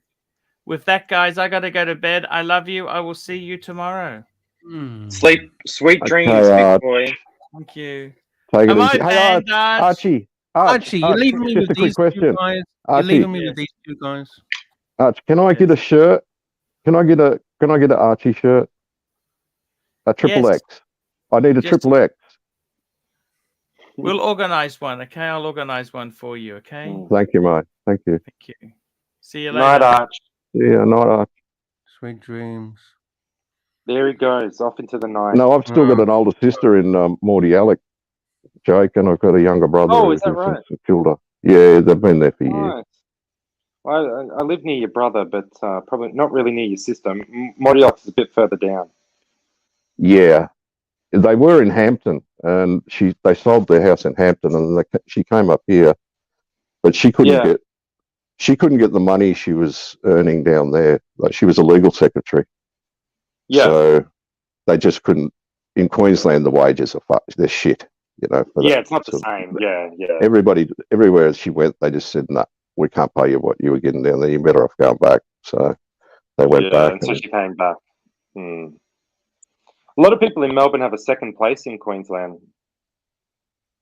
Yeah, well, it's the real estate prices, you know. It's so gone through the roof. You can get out of something down there, and we got a super chat, boys. Patel Philippe. Hey, Lux. So you're doing it again, Jakey. Patel Philippe, $5 Canadian. Lux, what is more likely to happen? Archie actually buys. Yeah, I was actually thinking about this. Archie actually buys TW a shirt. Jake has a positive performance review with Angelic next week. TW is banned. I reckon what's most likely to happen is TW is banned.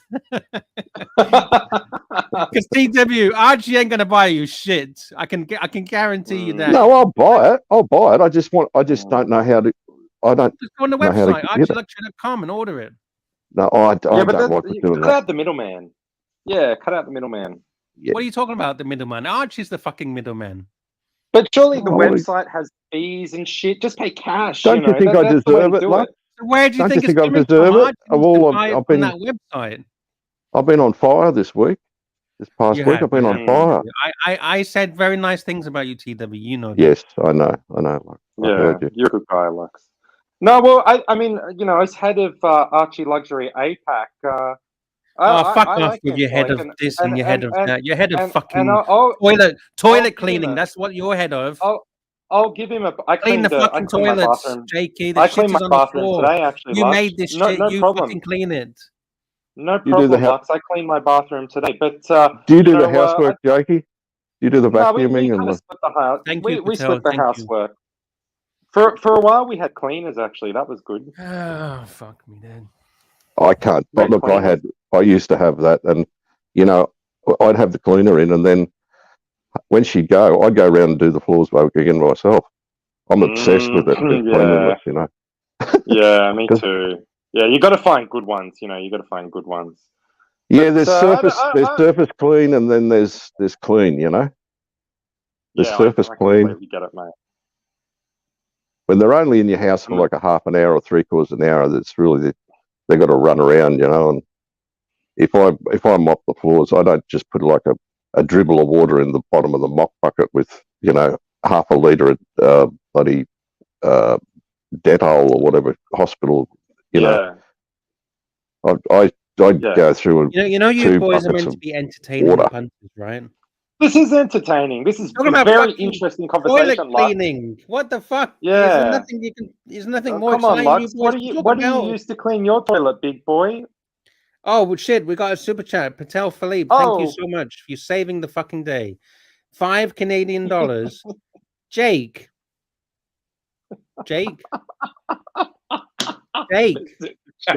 I'm listening. This is fucking funny. Jake. You visit your in-laws in rural Idaho for Christmas this year. Do you flaunt the day date like the South Yarra mogul you really are, or you hide the day date under your sleeve? Which one would you choose? Flaunt it, Jake. Flaunt it. Show it off, mate. Okay. Mrs. Yuppie and I have talked about this actually. That's why it's partially why it's so funny. So they live in Oregon, right? They live in Oregon. Just go with Idaho. Just fucking go with Idaho. Yeah. But the thing is, right, Mrs. Yuppie and I have, you know, we're engaged, so we're going to get married at some point. But Mrs. Yuppie Senior, as in Mrs. Yuppie's dad, sort of customarily would pay for our wedding. But there's a bit of a thing about, well, if he sees me buying, you know, $22,000 watches, You know, maybe I'll have to pay for it myself. So we're keeping it sort of a bit. We're keeping it to ourselves a little bit. I haven't posted it on Instagram or anything like that. It's a bit of a. It's a little bit. We're trying to keep it a bit subtle. You know. Why are you so scared of showing off your wealth? Well, the other thing as well is like her brothers, like they've got some student debt. You know, they don't have a heap of money and stuff. And I just, I've got a bit of Catholic guilt about the day, Dad. I got to tell you, Luxy. I got a bit of lefty. Oh, you haven't guilt, got buyer's remorse, have you, Jake? You haven't got buyer's remorse. No buyer's remorse whatsoever. But I do have a touch of the lefty guilt. I'll admit that. So I don't know. I'm trying to keep it a little bit subtle. Is it because you're worried if they see that you're a multi-millionaire, they're going to start asking you for money? They're going to start hitting you up for loans and shit. No, because they won't think I have that much money, but I do think people treat you a little bit differently. Dude, you got 22 grand strapped to your fucking wrist.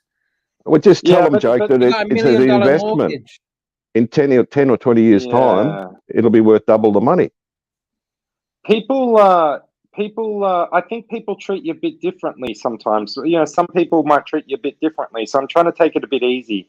And I think it's classier not to rub it in people's face as well. I think you've got to take it a bit easy. You don't have to answer this, but do they come from a wealthy family or is it a poor family? I would say they're middle to upper middle class. Oh, so it's not a big deal then. Not big deal. Show off they live in a really. They're smart people. You know, her dad works really hard. They're just nice, really nice Americans. You know, I have to say I love Americans. They're lovely people. And they're nice people. So Mrs. Yuppie, you know, she got a good education, but she wasn't born with a silver spoon in her mouth. You know what I mean? Okay. Golden Babber, $2. Thank you so much for the very kind super chat. Jakey, wipe your ass before you show up here, okay? Yeah. So they're rural people, Jake. They're rural farming. No, they live in. No? They live in. Wait. They live in TW, Portland. you jump in the gun. TW, you jump in the gun. So is that okay? Jakey, you gonna wipe your ass before you show up here? Yeah. Toilet paper and then wet wipes, big boy. It'll be clean. Why don't you just use the bum gun? Bum gun is cleaner. What the fuck is the bum gun? I don't know what that is. You are in the ArchieVerse. You don't know what the fuck a bum gun is? The bidet. The bidet. Jake, the bidet. The bidet. Yeah, the bidet. Yeah, but we don't have bidets in Australia. Like, do they have bidets in Thailand? Yes, of course they do. See, I think bidets are a good thing. It's disgusting that we don't have bidets in Australia. Everybody's walking around with filthy butts. So why don't you fucking do something about it and get one installed in your $1 million apartment? You think I should lead the bidet push? You know what? In life, rather than saying why this, why that, why don't they do this, why don't people do that, just fucking do it. Take the lead and fucking do it. What if they made of plastic, Lux, and it had like Archie's toilet, plastic? I wouldn't recommend the plastic one. To be honest. What about a plastic BMW? Everything's fucking plastic these days. Everything's made of plastic. No, it's not. Yeah. Only if you choose for it to be made out of plastic. Like Archie, well, what sort of level of bidet are we talking about? We're talking about the top stuff, or just the run of the mill. You could you can install, Jakey, a Japanese toilet, and you press the button, and it if it washes you from the underside, it can give you a prostrate. They're fucking expensive, Lux, in Australia. Clean your insides. It can give you a nice stimulation in your prostate. It can do everything. It can even. Hey, Mr. GMT. It can even play music. Hey. So when you're taking a shit, no one can hear you taking a dump, and it has a deodorizer, so it'll get rid of the smell as well. Great, that sounds good. Mr. GMT's got a day-date, Jakey. Mr. DMT's got a day-date. Yeah, we've chatted about it. Yeah, I think it's cool. Hey, Mr. GMT.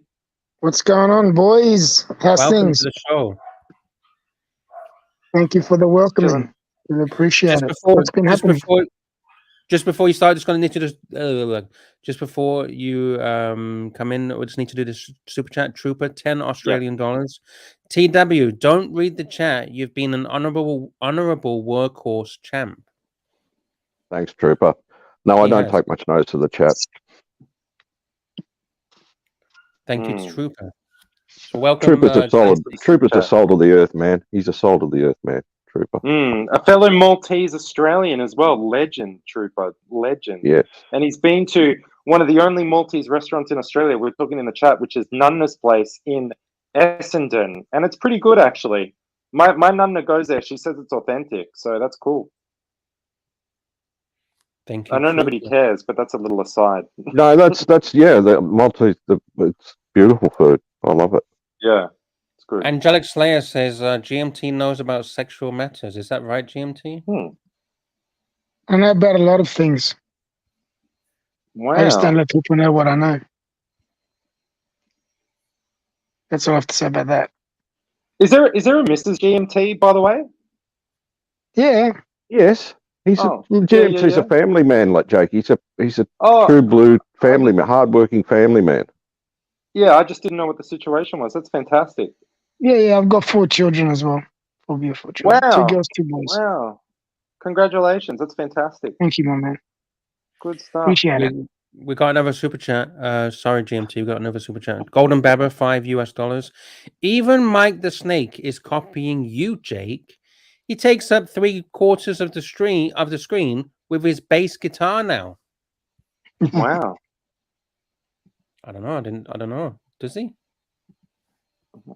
I've been tuning into the morning show. Well, the main show every now and then. I like Mike. I got to say. All right, that's enough. There's a lot of waffle. That's enough, Jakey. That's enough. That's enough, Jakey. Okay. That's enough. All right. Patel Philippe, $5 Canadian. Thank you, Patel. Mr. GMT, you know what? I'm going to put Mr. GMT at the top because he deserves top. Please do. He does. Please. Yes, I'm doing that. Thank you, Jakey. Why am I at the top? I don't deserve to be there. You do. You're the number one. You're the guest. You're the honorable guest. You're the king, Mr. GMT. I'm just one of the punters. Just here to have a good time, boys. Mr. GMT says, sorry, Patel Philippe says, Mr. GMT, what are your thoughts on Higgins, World Timer, being nominated for GPHG Ladies Complicated Watch of the Year? And I actually have that ready to show on the screen. I'll show it on the screen. Show it on the screen. Let's have a look. All right, here we go. I actually had it ready. Here we go. Sharing screen. I haven't even seen it, so I can't even comment on it. GPHG World Time. Oh, there we go. Here it is. Anderson Geneve, Ladies Complication. There you go. Nominated at GPHG. There's the World Time. You know the worst thing about this? You know what the worst thing about this is? Higgins' head's going to get even bigger. Why? Because it's the latest one? Oh, because it's... That's the worst thing about this. That's what I've got to say about it. That's not his watch, though, Lux, is it? That's his watch. That's his watch. That's his watch. Is that his one? That one there, the one that he made? Yeah, but it's just got a different design. No, that's not the one. Everyone's got slightly different, so it's the same. Design. Same, hey, yes. GMT, congrats on the Pepsi, man. GMT, congrats on the Pepsi, bro. Yes, thanks, Plastic. Congratulations. Yeah, on the Pepsi. You know that it's all plastic coated as well, right? Yeah, you don't need it on the You don't need. I know, but it was already on there. What do you want me to do? Jubilee it was already on doesn't need it. But it was on there. What, should I take it off? Yeah, but was it on the Jubilee or just on the case? It's on everything. It's a whole thing. Even the Jubilee. Yeah. How the fuck do they get their little fucking stickers on the Jubilee? I've got no idea, bro. They can do it. Yeah, wow. Because mine's on the Oyster on the gold one, right? And that's fucking. But obviously, there's not as many links, right? But those Jubilee links, they're fucking fiddly, man. Yeah, no, I don't know how they did it, but they did it, man. It's really weird. Can't even explain to you how they did it. Yours got the white tag as well, didn't it? You got everything, white tag. Oh everything. shit! I didn't see you. Everything. It's got everything. It's even got the crown guard. That's perfect. Oh, you mean the bezel protector? Bezel protector, one more song. Bezel protector. Yeah. No, that's cool, man. On the bezel. Yeah, the little got white everything's tag. complete. The little white tag is a collector one you want. That's fucking. That's yeah, I've got that too. So I've got that. I've got everything. This thing's complete, man. Complete. Okay. You want some photos, close-ups? You need some close-up photos? No, I've already seen it. You got it from that place on the Gold Coast, didn't you? I'm not telling you where I got it from. because I found one. I found one that just went offline there, and it had the stickers on it. But it's a beautiful Oh, that's example. all right, Jake. That's not It's bad, a beautiful band. example. That's No, not a no, bad no, band. no. That's not too much stretch. You don't want them too perfect, you know. Then you get sus. But I'm happy to cop All the right. banter, but it's fine. Look It's at not- that. Yeah, it's not jingly jangly. We got another. No, super no, you chat. want them. It's when they're like that you have a problem, you know. Sorry, We got super When another- they chat. stag him down like a soft cock. We got another super chat, boys. Patel Philippe, $5 Canadian. Thank you so much. Sweet Jojo, as a seasoned collector, what is your advice for Jake and GMT buying chippy day dates with loser bracelets than Archie at a foot massage? Well, I think that, as I've always said to GMT, he's got the perfect set. He's got everything there. Just needs a Rolex service, right? And I'm just going to leave that's all I got to say about that. As far as Jake's goes, I've seen close-ups of yours, Jake. It's a fucking nice example. I don't know if it's a chippy one, mate. The thing about yours, Jake, and GMT, I haven't seen your stretch, but there's nothing wrong with bracelet stretch, right? As long as you keep the watch clean, don't like rough it up. Don't fucking, keep the, like, don't overly take too many links out or make it too tight, and it should be all right. Should get plenty of Plastic, use out of it. mine's very similar to Jake's. There's nothing wrong with that. That's a good 30-year stretch. I'd leave it. The only place it's when they're like Archie's talked that. about some guy in Hong Kong who can do like bracelet rejuvenations, but then you're talking, well, how long you got to send it there, you got to fly it there. The other thing you guys could do would be to take it off and just get yourself a nice strap, maybe like an aftermarket strap or something if you want to try something different, and just wear it with that. I just love wearing it the way it is, man. I really do. Yeah, but that's what I'm saying. It doesn't matter as long as you just keep it clean. And like Sardaway says, he knows more about day dates than I do. I've never owned day date, but Sardaway said that with those older ones, because they're hollow. I think they're hollow, aren't they? The links. The middle links. The middle ones, yeah. He said just keep them clean.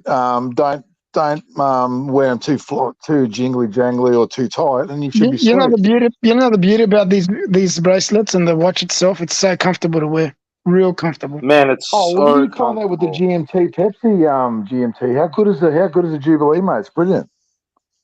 Yeah. This is the second Jubilee I've had. I used to have another Jubilee, which was the Tanograph, and that had a Jubilee. That was so comfortable too.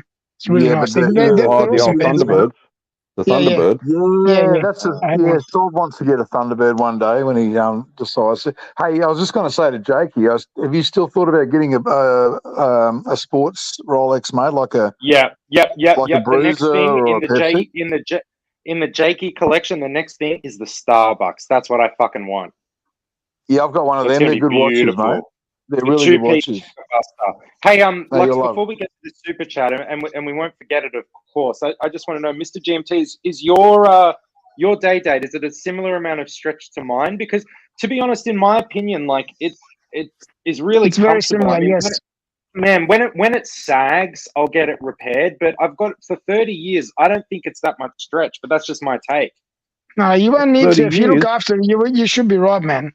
I don't wear mine every day, but see, that's a difference. 30 years with that. That's good for 30 years, mate. That's been looked after. Yeah, it's 29 years old. I agree, T-Dubs. It looks okay. It looks unnatural. It's like like a beautiful woman over the years is going to get a bit of sag around the breast, right? So what? They're still beautiful, and that's a great philosophy. I agree. Especially if they're if you love them and you're married and you have beautiful kids and family, it's all good, mate. And that day will take you through to the next phase of your life, and it's a fantastic watch to have, mate. And the fact, Jack, you're not even 30. I'm in love with it. You're not even 30, mate. And you got a day date. You know what I mean? Thanks, doing well. Mate. I didn't get a luxury watch. I got an Omega in 2005, mate, and I was well into my 30s. That was my first luxury watch, right? That was I didn't get a Rolex till 2016. You know what I mean? So it's you're way ahead of most. We got a super chat. Thank you. Yeah, go ahead, Lux. Sorry. Super chat from Patel Philippe, $10 Canadian. Plastic with revived soy war level warfare, weaponizing the other sides allegedly weakest panelist to do God's work on behalf of the ArchieVerse. Ho, ho, ho. Rayleigh. Yeah, I love that. Ho, ho, ho, wheelie. I love that. Listen, the thing about it is, Tan, is you've done a great service. You've done a great service to the ArchieVerse, bringing Marcelo back. I'm sure Sirocco is going to come around at some point. He has. And here's the thing, you know, Marcelo at the end of the day has got charisma. He can jump on any panel. He can make a difference. He can make things light, make things fun. He'll happily be muted backstage for $10. He's just a good all-round panelist. Nothing wrong with Marcelo. And the other thing is, if he does go ahead and betray Archie again, or, you know, betray the ArchieVerse, well, we know where to find him. He'll be back on producer Mark, and then he'll slowly work his way back onto the Tim Networks or Crappy Luxury if he comes back. So we'll never really lose Marcelo. He'll always bounce between the these sides. guys know why Marcelo's back. These guys know. I know all, He got mate. I know paid, the right? story. Yeah. Oh, you know the story. Okay. Yeah, but the thing is, he's been welcomed back on all sides. So, you know, I know there's going to be a few grudges there. I know Sirocco's really upset at the moment, but Sirocco, if you're listening... But the funny thing is that Marcelo's not genuinely back. He's back for one reason only. That's the difference. Cashola. Yeah, he's a mercenary. Did you notice on Marcelo's that's not birthday stream okay. that nobody from the other side super chatted him? Is that Yeah, right? I didn't watch the stream, unfortunately, Lux. That night I was... I didn't watch it either. Yeah, Nobody on the other unfortunately- side sent one single happy birthday message or a nice little super chat. Unfortunately, that night, Lux, I was donating money to the TN Ticket stream to buy stamps to mail him to Watch Time New York. So that's what I was doing that night. But I heard it was a reasonably decent night financially for Marcelo. Yeah, everybody in the ArchieVerse was super chatting. Even I sent a super chat as happy birthday. As you know, Lux, you know what these these countries that Marcelo's, and you know there's a lot of organised crime there, and we also know, and we've heard it through back channels, that Marcelo is well into the Yakuza for some pretty outstanding gambling debts that he's got, and he's basically got to keep paying the Yakuza to maintain his lifestyle. So they've already got the hooks into his restaurant, so we've got to make sure for his own safety, you know, that he stays within the ArchieVerse. I mean, otherwise we're going to get blood on our hands, right? We don't want to lose blood on our hands. You could lose a finger, plastic. You could lose a finger. Got to pay the man. We have another very Good on kind you, super chat from Patel Philippe, $5 Canadian. Plastic. The part I don't understand is Sirocco claims he's upset, but he was the one letting Marcelo onto the panels over the past year. Yeah. I agree with this. It is a bit of an anomaly and a strange situation, okay? But we've got to remember with Sirocco, and this is what's happened with Sirocco. Years ago, he was drinking Stella by the gallon, okay? And he was drinking Stella Artois because he was told by the advertising campaign it was going to make him look younger, more successful, help get all the women, right? Problem was, made his teeth fall out, he became a hopeless drunk, he sued Stella, and now he's got a lifetime supply of Stella Artois beer. Now, that has clouded his judgment and does make things a little bit weird sometimes and make it difficult, okay? Especially Tell me you with haven't heard that Marcelo. story. That's an old story. And that's what's happened there. So, look, we love the Sirocco. He'll come around eventually. Yeah. And you got to remember this, where there's deep hate, there's often deep love. Yin and the yang, as Archie would say. So I'm sure at some point the deep love Sirocco has Plastic, for do you like Marcelo my avatar or what, bro? What's that, buddy? You like my avatar? What is it? My avatar. Can you see my avatar? Oh, I thought you said something else. No, I can barely see. I got my glasses on. Hang on. I'll just turn the phone on the side. It's the Can you Pepsi. make it full screen? The Can we Pepsi make it bezel, full isn't it? screen? Pepsi bezel. The Plepsi on the bezel. The Pepsi No, not me bezel. full screen. Can we make GMT Yeah, you're on full full screen? screen. Huh? For GMT, so we can see his GMT. bezel. Oh, fuck. On the bezel. Oh, You nice. see it now? There you go. Yeah, beautiful. Oh, with the man. kebabs. I love that, man. That's cool. Upgraded and updated. Nice work, mate. Who does all your Yeah. upgrades for that? Who does all that work for you? I do it. I do it myself. Oh, excellent. That's Fantastic. cool. Yeah. By the way, Plastic, is there anything you can do to get Angelic off the edge? Because he's on the edge, and I'm a bit worried about him. Can we get him back down to Earth. Is up in the tree, and we want him back What down What do you here. mean? As in where he's streaming? The streaming, is that what you're talking about? Yeah, he's got OC on there, and it's all a bit weird. It's all a bit weird. We Look, want him this is back part down of the here. natural. Look, this is part of the natural ascension and rise through the ranks of the ArchieVerse. Okay, he's come a long way from being in that small little 3 or 4 piece combo he was in last year in the dungeon. Now he's a bona fide star. He's struggling with the fame. He's struggling with burnout and all sorts of issues. We've just got to give Angelic time. Let him pursue a solo career for a while and see if he'll come back to the main shows. And that's nothing. Look, we all need our time in the wilderness, Shadowlands, as I like to say. And Can I just say something, Plastic? I'm glad you're back, to be honest. Yeah, I'm glad I'm back too, mate. It's always good. Yeah, I'm glad you're back too, Plastic. Yeah, you're a good panelist, Plastic. I'm a fan. Well, thanks, mate. I think Angelic will come around. You know, he just wants to do the show. He wants to, have a bit of fun. I think he'll come around. It'll all be okay. That's I really my like opinion. Angelic. Seriously, I got a soft spot for Angelic. Yeah. He's gone agree. through a lot in his life. You got to understand that, right? So I didn't he's know the whole struggling with backstory it. actually. Yeah. Okay. Yeah, I don't think I know actually the backstory. Yeah. I mean, if you ever What's going on here? You guys seem like you're really tired or want to sleep or something. There's no energy in this show. What's happening? Well, doing these shows Lux every has single killed my day, 7 vibe. days. Oh, what the fuck? I've killed your vibe. You're killing the Lux has talking killed my about fucking shit to vibe. people. Lux has killed my vibe. Every time I talk, he cuts me off. It's he's killing my vibe. All right, there you go. I've done it. I've killed it. I've completely killed the vibe. Oh, we don't backstage the jokester. I'm joking. I'm joking. No, Lux, I love you, man. I'm just making fun. Sure.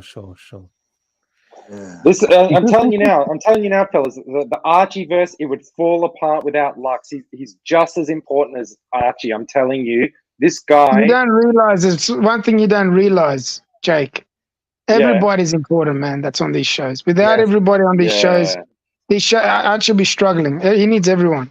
We need I've had my disagreements with Lux. Okay, we've had our ups and downs, but listen, the one thing Lux is doing is he's working for a slightly above minimum wage for Archie, which is not, it's not per hour, it's per show. It's per show. And working for Archie would probably be the equivalent of,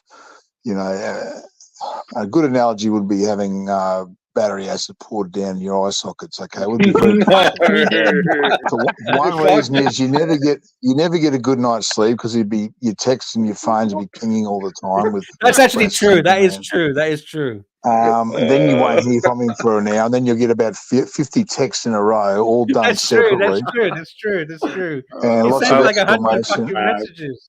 Yeah, and what's the context of those text messages? Plastic, they'd be all, what do I do? Or you just basically just got to cop it sweet, and look, Lux has put himself out there and good on him. Yeah. Thank you. That's very nice of you, Plastic. And in all seriousness, I don't have any issues with anybody. We're all here to join together to make a good show. And it's not about me. It's not about Archie. It's about all of us together. It's all of us. But but Lux, you're here night after night, mate, and it's not easy. Like you've got serious commitment to the show, and we all appreciate that. All right, thank you. We got super chat. Jonathan Quayle Higgins, fact checker, $5 Canadian. Mr. GMT, would you prefer a candle-lit dinner with the Higster, or would you prefer eating marzipan off of Plastic's naked body after a rugby match? I'll take the second one. Yeah, I love God, I was hoping you'd take the former. Geez, now I've got to have a shower. Now I've got to have a shower. I've got to wax. Oh my God! Wax. Jesus, eh? It's going to be a hot one in Sydney tomorrow, Plastic, for the grand final. 35, I reckon. But it's a twilight game, isn't it? It's going to be about 5 in the afternoon or something. Is that right? I think they're going to pull a couple of the prelim games. I think they're worried about player safety or something. I was really looking forward to the state national one, which is the East in Brisbane one. So Tigers up here won our version with the Host Plus, and the New South Wales Rugby League was won by South, and they're going to play those two off at about midday. I'd love to see who wins that. So hopefully they'll still play that game.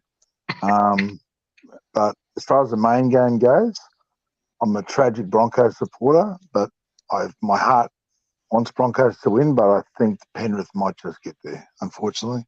We got another super chat from Jonathan Quayle Higgins. Fact checker, $5 Canadian. Roses are red, violets are soy. GMT, I am a doll. You will never collect. Boo hoo hoo, big boy. You know who that is, right? Lux, you know who that is, right? Look, nobody knows this. JQH fact checker is actually Bear Clooney watches. Okay, not many people know that. It's not. It's not. Who is it? There's no way that's him. I know who it is. Who? It's in Canada. Whoever it is. It's Tan, man. It's Tan. The way that he's writing this is Tan. It's Tan. Tan, man. That's the way he writes. This is Tan. 100%. You know what I find hilarious when people say Californian dollars. There's no such fucking thing as Californian I know there isn't, but they do it as a laugh because I think someone made a mistake. You know who did it? I think it was Mike the Snake. He did it. Yeah. You're right. Wow, California dollars. Just curious, mate. With your with your Pepsi, how many links did you have removed? I'd add 2 links to mine too, Jubilee links. Yeah, I've got 2 links off. 2 links off, okay. And did you now? Quick question: because you didn't buy it locally, did you fly down to buy it, or was it delivered, or what happened? How'd you collect it? No, I sent my watches, and then he sent me that watch. Right, okay. And did he size it for you, or did you use your local jeweler? No, local jeweler. Okay. It's very easy to take off, actually. Yeah, and you happy with it? You happy with the way it looks? It's it's perfect, man. It's me all over. It's my colours, man. They're my colours. No, you can't beat it. The GMT Meteorite, good minty condition. They're still going for 86 Aussie, man. It's crazy, man. It's crazy. I know they've been flat on that, which is probably, when you compare it to other watches, they've sort of withstood the last 12 months of drop. They're very popular. People want them, man. That's why they're still up there. The Pepsi and the Meteorite Pepsi are up there, man. Because everyone wants them still. They haven't lost their popularity at all. Here's a trick with the Meteorite Pepsi. You've got to make sure you love the dial, right? Not everyone loves their dials. That's true. Yep. Okay. Some of them are washed out or a bit flat around the middle of the dial, and some of them have got the really nice crisscrossy, Fortitude of Solitude look, and that's the ones you want to go for. But make sure you love it. If you don't, you're sort of stuck with it. And if you don't like it, often the next person won't either. That's the problem with them. We got a super chat. Sorry, Jonathan Quayle Higgins, the fact checker. $5 Californian dollars. Plastic, as an Audi man, would any respectable burly Greek man drive an Audi TT, or is it mostly a Sheila's car? Well, here's the funny thing about the TT, right? The TT is a really, I remember when they came out and they looked quite futuristic at the time, but they were on par for most Aussie blokes would put the Audi TT right up there next to a Celica, Toyota Celica. Sorry, GMT. But here's the beautiful thing about GMT. GMT isn't a respectable burly Greek man. He's Greek, I'll give him that. He's actually Cypriot. So GMT doesn't fall into that class. Am I correct, GMT? Wow. That's correct. Yeah. That is very correct. Yeah, there you go.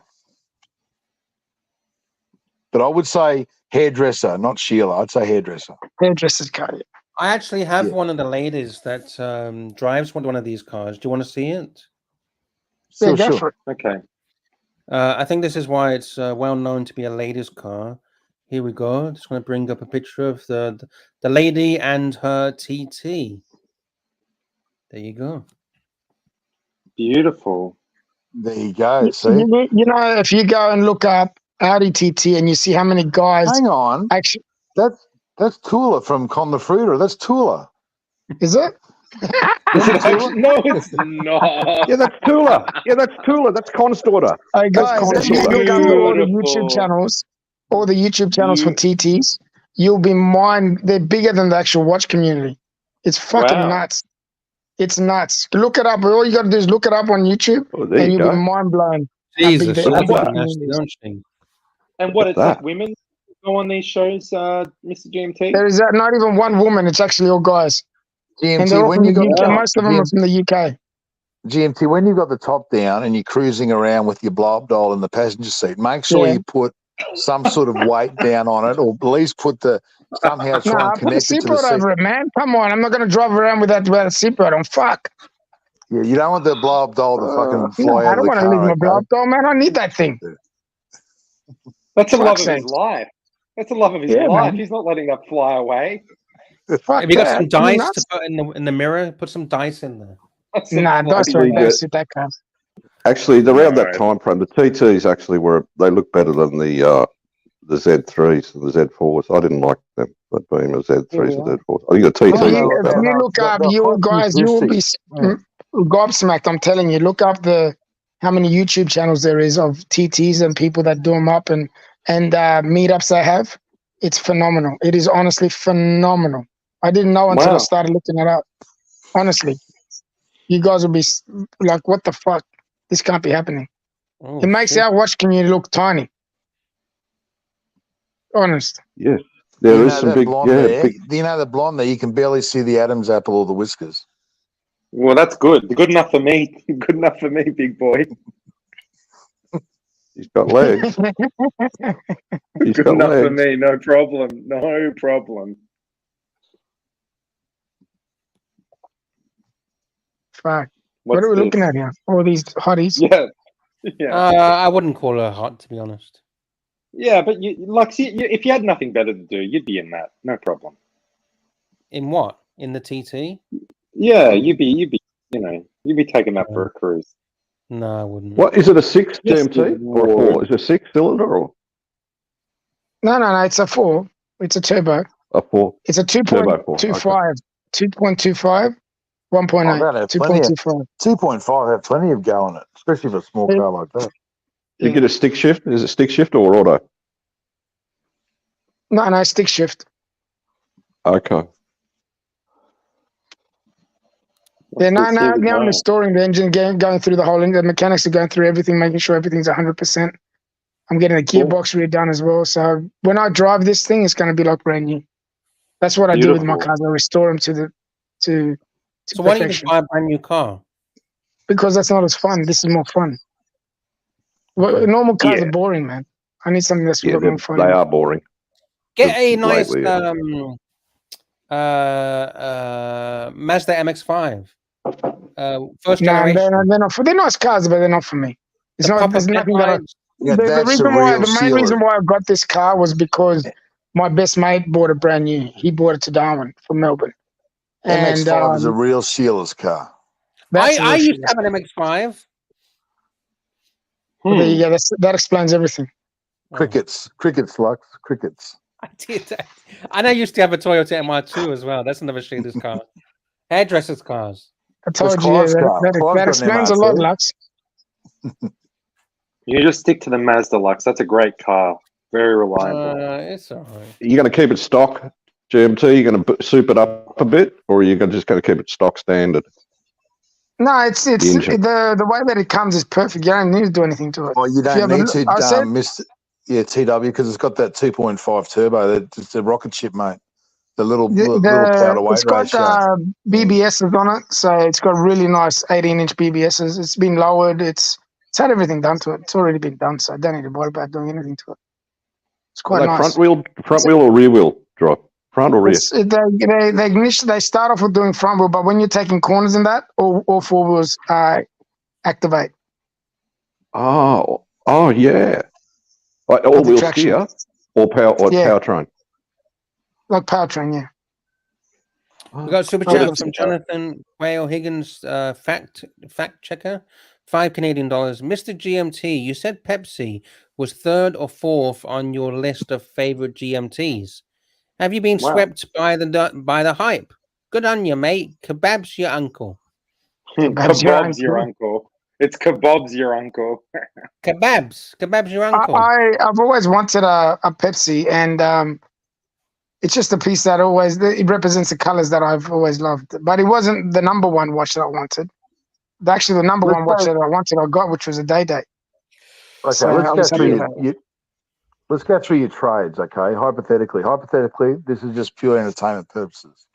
If you did pick up that watch for 33, if you did, you're not confirming or denying, and that's 2 watches into that.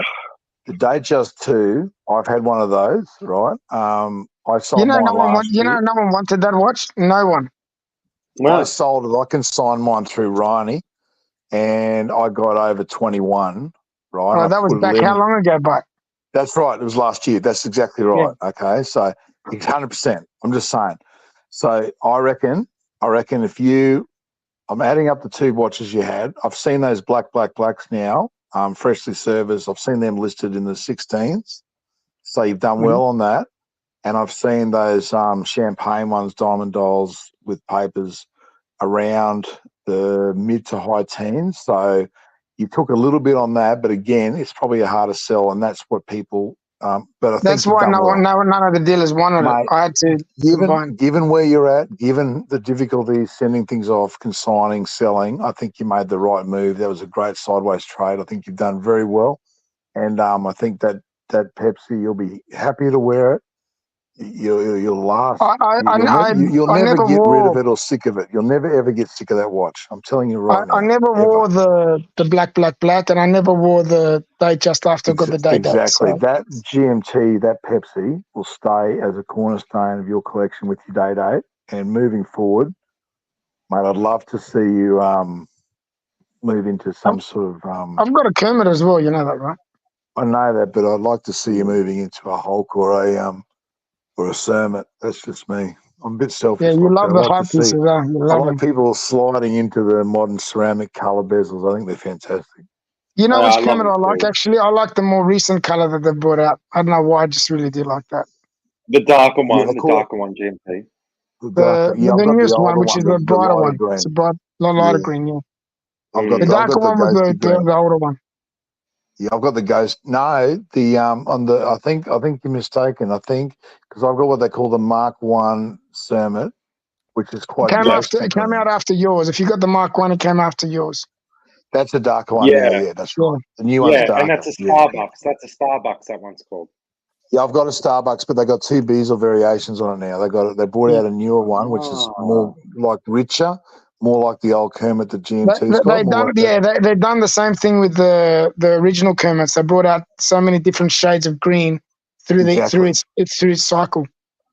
Yeah, the first iteration of the Cermet is a bit more of a ghosty green. It's a bit more lighter, and that's the one I've got, and I love it. It's great. Nice. It's great, yeah. But you love what you got. You're not gonna swap that out for a slightly different bezel, right? Because at the end of the day, collectors are weird and. Down the track, someone's going to want this. It doesn't matter. There's always a demand for it. Someone's always going to want one. So.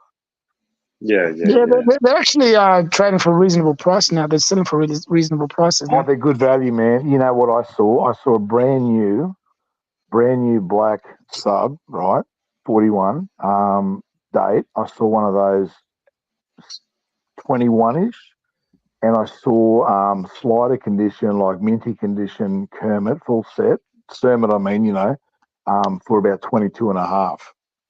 Now, for an extra 1,500, wouldn't you go for the green bezel? Of course, 100%. Yeah. Remember, it used to be $5-6 grand above. Now it's really come down. It's barely. It's barely 10%, and that's good value, mate.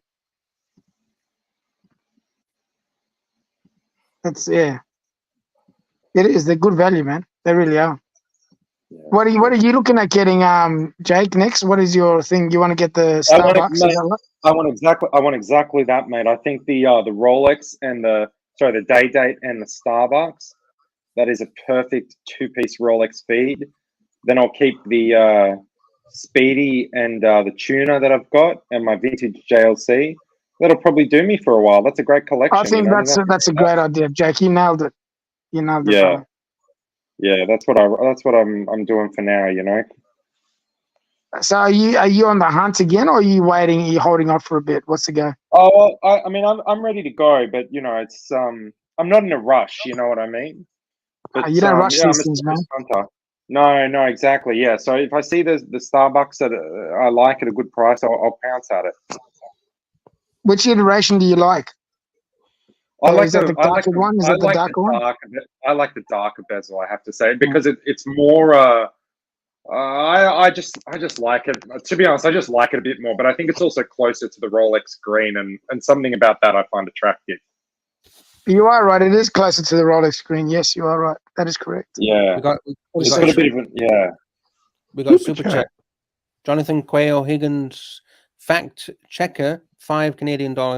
Plastic. If GMT makes a secret appearance at the Melbourne Meetup, would he be the darling of the Deb with his Pepsi, or will AC3 ignore it from jealousy? Now, that's a great question. Okay, so you call it the Melbourne Meetup. I've heard unofficially it's also being called Spimoza 2023, okay? So I've heard once you walk in the door, you get a cup of sperm and you throw it on the next guy. I've heard it's going to be very much a man love session full of guys with their, you know, with their rocks and socks out and their watches all hung out. So it's going to be pretty full on. Not a place for women, apparently, okay, because I think it's going to be pretty slippery and slidey. Here's the thing, though. GMT walking in there, rocking that Pepsi on his naked body, he is going to be the definite Deb darling of the ball, and he will be the live main course, and he will be offering that fresh, slightly used prostate milk for Suckerhorn to dine at the head of the table. Think of that movie. There's a great movie called it's a real fun film. It's called Texas Chainsaw Massacre, right? Oh, not that 1970, and think of that scene where you got Grandpa. Well, that's the Suckerhorn line. They're trying to get that proboscis right in there between the legs to get that sweet milk.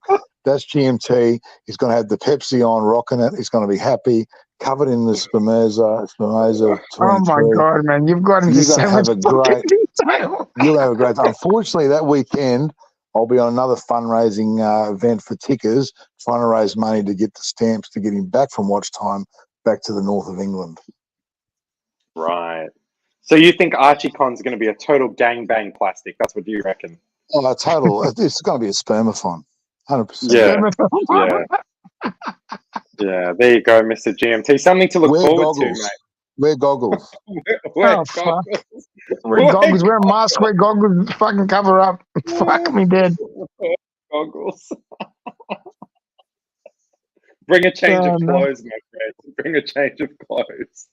Jesus. Is there any bathrooms that you can change in? Yeah. There is actually. I heard there's the glory hole in there. There's a glory hole being brought in just for the for Spimoza 23. So I'm bringing a store. Is that what you're calling in plastic? Spimoza 23. Fuck. Yeah. I'm actually glad now I'm not going. Fuck me dead. You don't want to fly down to Melbourne just for that, Mr. GMT? No, man, not for that. Fuck, Jesus Christ! After what I just heard, fuck, I'm totally put off. Yeah, it's terrifying, really. It's fucking terrifying. Well, if GMT's not going to be there, who's going to be the main course?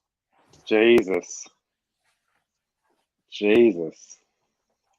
Who's going to be the human fruit bowl? The human salad? It'll be Jake. Probably Jake, all right. No, Jake's been initiated. He's been passed around now. Oh, he's done. He's got no more milk. I'm loose. I'm too loose now. Yeah. Oh, he's shit. out. Damn, boy. Jake, you got to find some new flesh to bring to Spimoza, mate. Yeah, I'll bring someone along.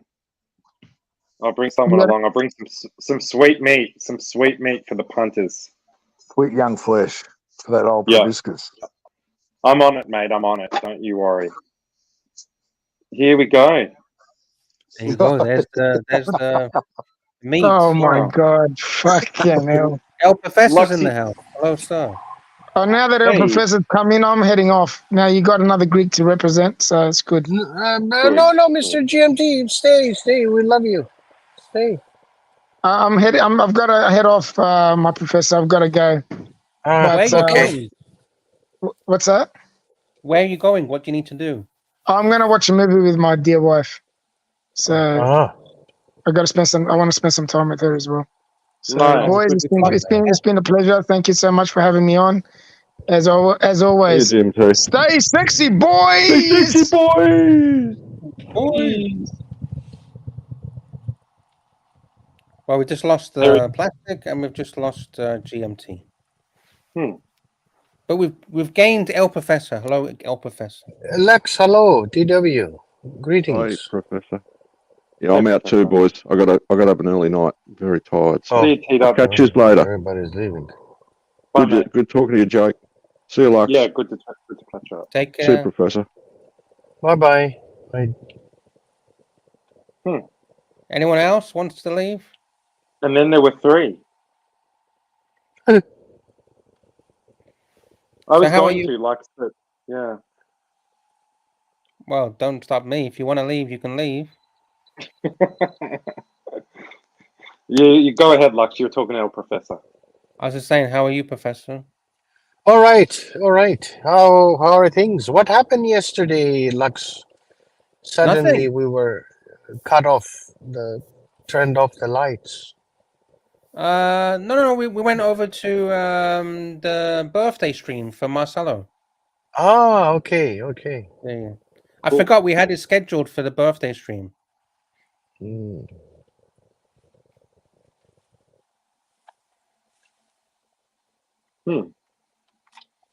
Anything else?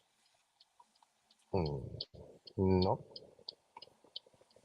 Okay. Anything else from you, Jakey? No, I'm just loving life in the ArchieVerse, Lux. Nice. Enjoy. I am. I'm loving life in the ArchieVerse. Great community. It's been good. Been good for me. Jake, what is your industry specialty? I sort of work a corporate job. I just work a white collar sort of job. Okay. Yeah, I worked in politics for a long time, actually, for my sins. But not anymore. Oh, we've got a super chat, actually. Super chat. JQH fact checker, 10 Canadian dollars. Professor, my friend Jacob, who is part of the left wing elite, promotes $15 lattes, Peloton classes, and private gentlemen's clubs. Is day date the power piece for him, or should he get a nice Seiko turtle? No, is this for me? The question? Yes. Is it I think so. Yeah. For Professor. Okay. Let me see. Let me read because I am. So Jacob is part of the left wing elite. He promotes $15 lattes, Peloton classes, and private gentlemen clubs. Will a day date be the power piece for him, or should he get a nice Seiko turtle? Okay. Okay. Please go ahead. Go ahead, Professor. Go ahead. Sorry, mate. No. It's if he has the money, of course, go day date. No money, get a date. Is it cash or is it credit? I paid cash, buddy. Bank transfer, cash. Cash. Credit, Cash. Lux, with interest rates at 20% and crazy credit card interest rate debt, you're not going to go too far. It's only debt. You don't pay. If you pay it back. If you don't pay it back, it's nothing. It's just free cash. You don't put luxury goods on credit. Yeah. But for me, that I wouldn't put a watch on credit. That's just me. I guess unless it was like a hype piece and I didn't have the money, but I'd still try and pay cash. We have, thank you, Jonathan Quayle Higgins, the fact checker. Jay Gray Sweater, member for 7 months. Thank you so much. Professor, what is the Federal Reserve? What is the Federal Reserve? The Federal Yeah. Reserve is the central bank of the United States that decides on interest rates, monetary policy.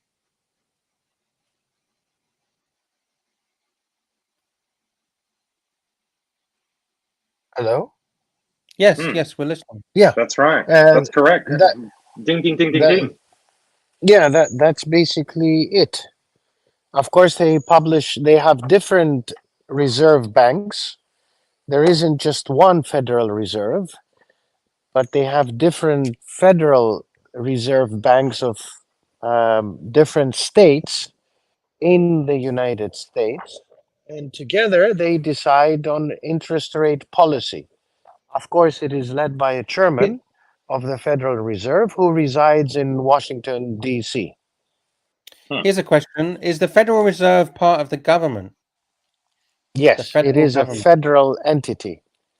Correct. The Federal Reserve chairman is decided recommended when his term expires, recommended by the president and then supported and condoned by Congress.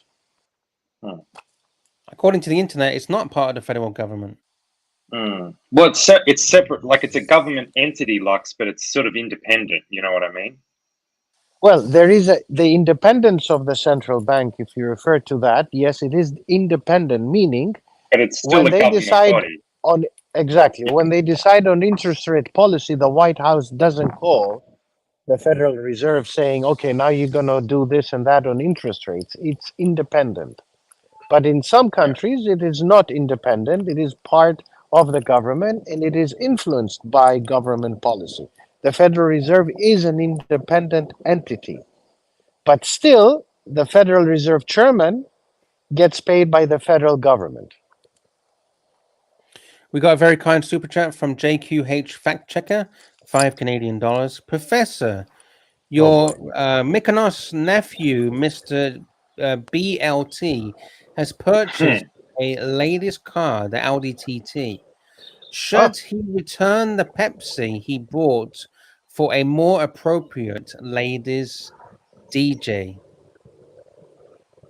Oh my God, this is Dangerous. Mr. BLT. Yeah, you know Mr. BLT. BLT. No, who is BLT? BMT. Your Mykonos nephew. My Mykonos nephew. Okay. Your Greek nephew. Should he return the Pepsi he bought for a more appropriate ladies? No, keep the Pepsi. Why return it? Because he bought a ladies' car, the Audi TT. No. Keep He's no longer a watch. man. He's a lady. He's a lady now. No, ladies like Pepsi He's a watches. lady.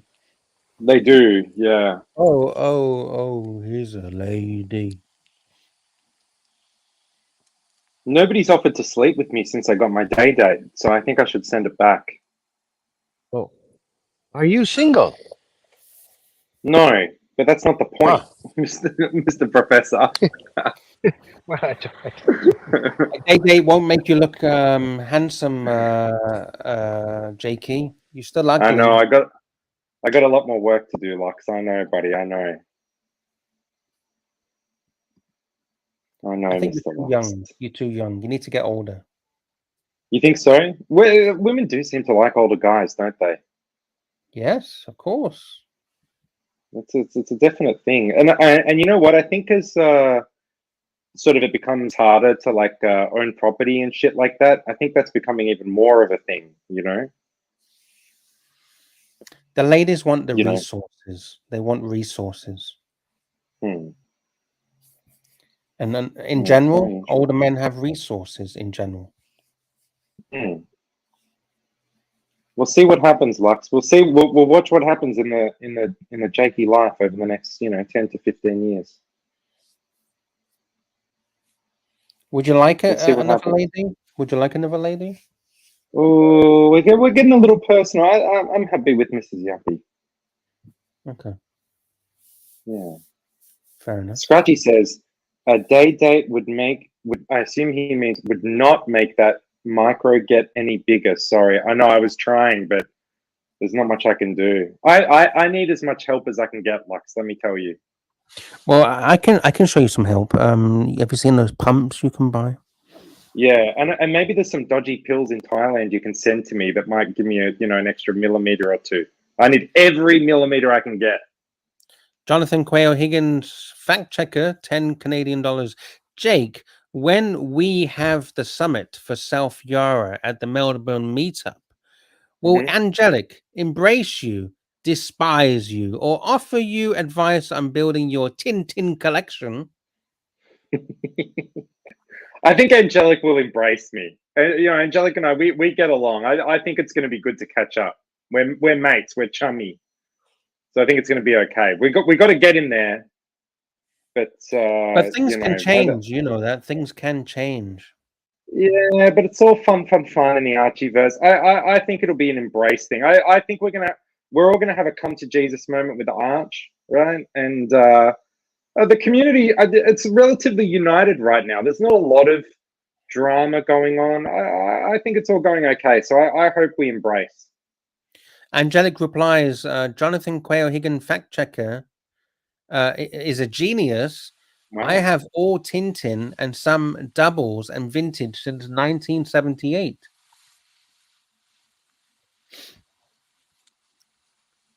What's Tintin? I don't get it. What's Tintin? I don't know. Are they talking about the cartoon? Tintin? Oh, Yeah. Tintin the cartoon. Yeah. And there's a Speedy. There's a Tintin Speedy as well. Did you know that?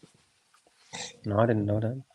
It's very expensive. It's sort of it was a Snoopy. misprint or You mean the something. Snoopy? No, there's Is a it the Tintin Snoopy? as well. Oh, there's a Tintin. There's both. Oh. Super chat trooper, 5 Australian dollars. El Professor. Oh my God. Here's a simple one for a man of your standing. The population of your motherland. I'm guessing he's asking the population. Which one of all? I have a lot, but motherland, the motherland. Yes. Where were you born, Professor?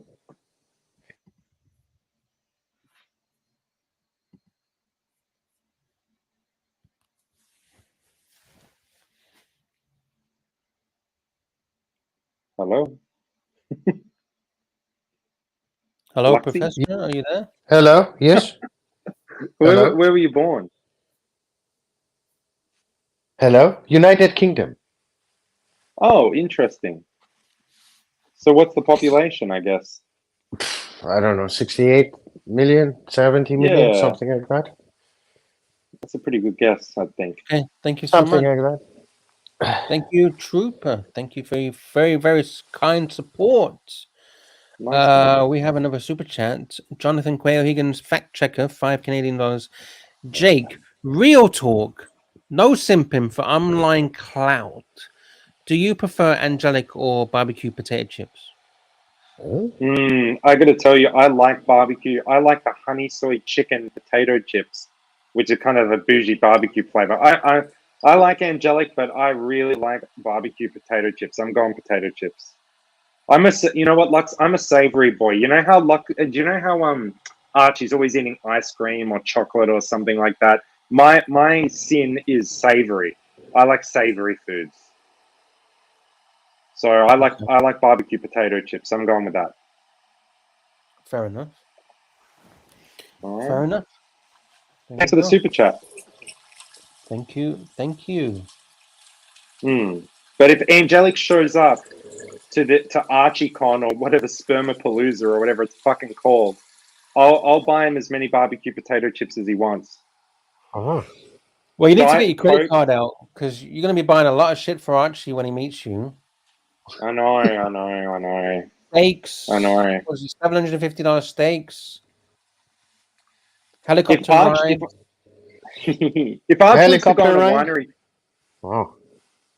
If Arch wants to go on a winery tour, I'll take him on one because I'm a member of some of the wineries. It'll be fun, but I don't think he's got the time. You know. Fair enough. I don't know, Lux. What do you think we should do down here? You know Archie better than anyone. It's up to Archie. I don't know what his plans are. How much, because he's going with his son, right? So he wants to spend a little bit of time with his son to show his son the sights and sounds and smells of Melbourne. Yeah, so he can't just do ArchieVerse stuff, you know.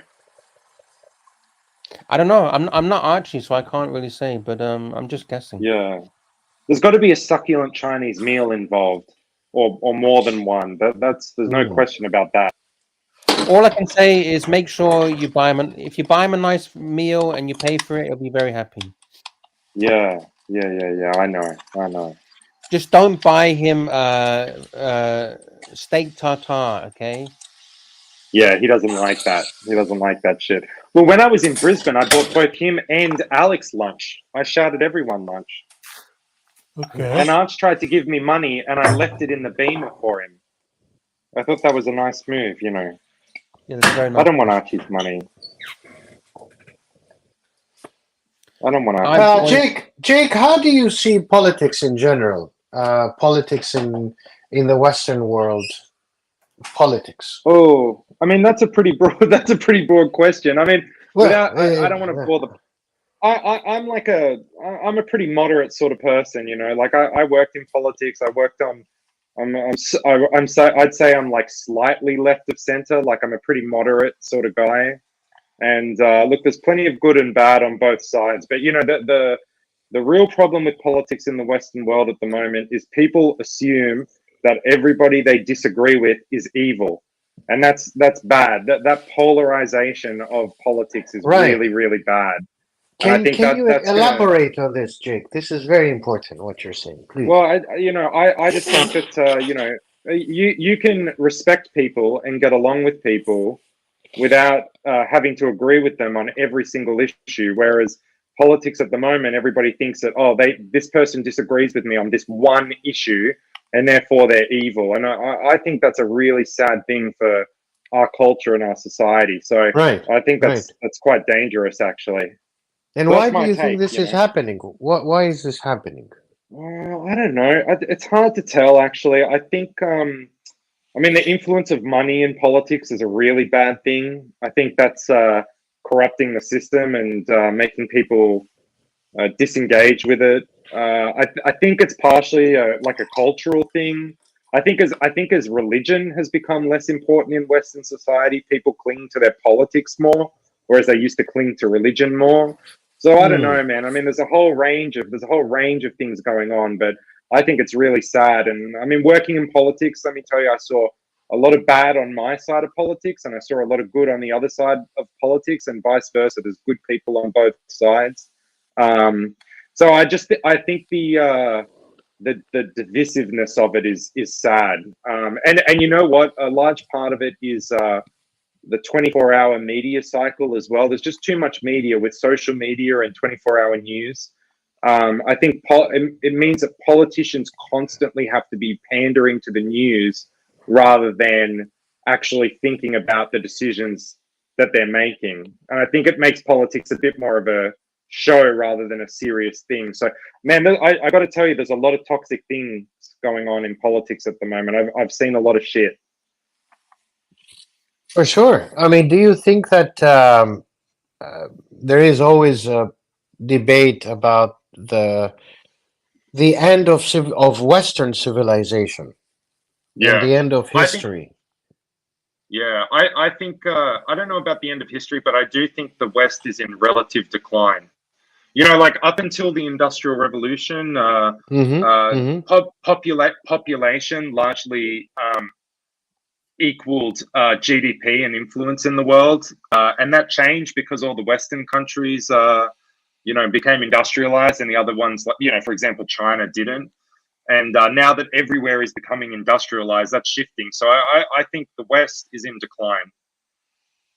I think the West is in decline. You know, there's no question about that. I think we're in cultural decline, and I think economically we're doing okay, but we're definitely in cultural decline. All right, we got a super chat. Jonathan Quayle Higgins, fact checker, $5 Canadian. Thank you so much. Jake, should Australia legalize cannabis and gain tax revenue, or is it the devil's lettuce that should be sent to the abyss? Well, I do support legalizing cannabis. I think drug policy should be based on science. So there's some of these crackpots running around saying that we should legalize meth and heroin and all these other things.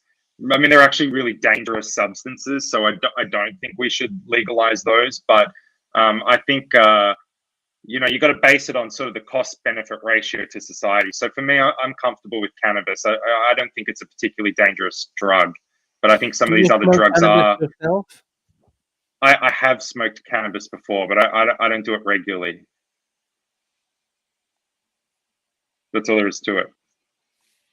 And I like it. It's fine, you know. But I just think cannabis is you know, in the scheme of things, it's a relatively safe drug, whereas some of these other drugs are absolutely fucked. And, you know, you'll notice, you know, Singapore doesn't have a drug problem because they are extremely harsh on hardcore drugs, and therefore they don't really have much of a homelessness problem either. And a big part of the homelessness issue in the West is actually a drug problem, and that we're getting soft on drugs. And so, like, you know, partially, yeah, it's inequality, but also, you know, we've got to be taking these drugs seriously. They're ruining people's lives, but not cannabis. I'm talking about meth and things like that. TW wants to know, did I inhale? Yeah, I inhaled.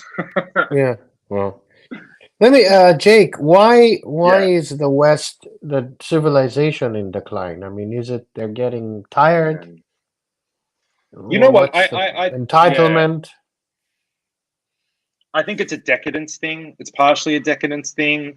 I think that workers in other countries work harder than workers in Western countries, and so, you know, they're catching up economically a lot.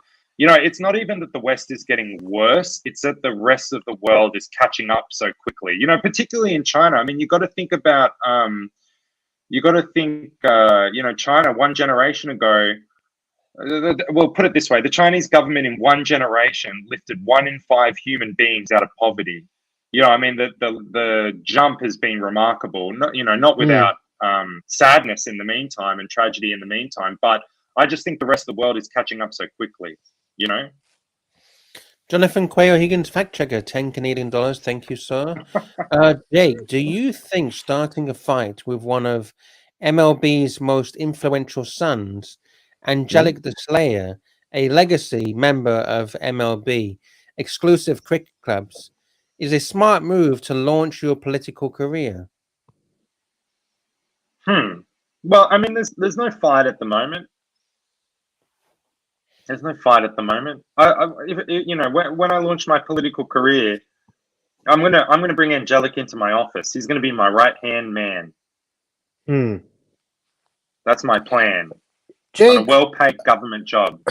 When we talked about corruption of the political class, in the Western world, there is this sense from the voters that politicians tend to be corrupt. Is this, you think, true or just a myth? Some are, but not everyone. Or is everyone corrupt? You know, when I worked in politics, I didn't see much explicit corruption. You know, for example, you know, people actually giving people money, but there's much more implicit. Of course, and everybody knows this, so I'm not saying anything sort of crazy, but you know, I confirm that it's true. There's a lot of you scratch my back, I scratch yours. So, you know, people make decisions for that favor a company, and then a year later they end up on the board of that company. You know, it's stuff like that that goes on all the time. And I mean, it's less of a thing in Australia, but in the US, it's the donations. I mean, the donations are just out of control. So it's not that it's well corrupt, in America you have to be extremely wealthy to get elected, right? Yeah, I mean, for any kind of either Congress or the House, you need to be highly connected and very wealthy to be elected. So it's the wealth that gets elected, and the wealth replicates the wealth. Yeah, I mean, it's rigged. It's rigged, of course. It's not always corrupt, but it's very, very cozy. As the greatest comedian that ever lived, George Carlin, said, "It's a big club and we're not in it." And that's the absolute truth.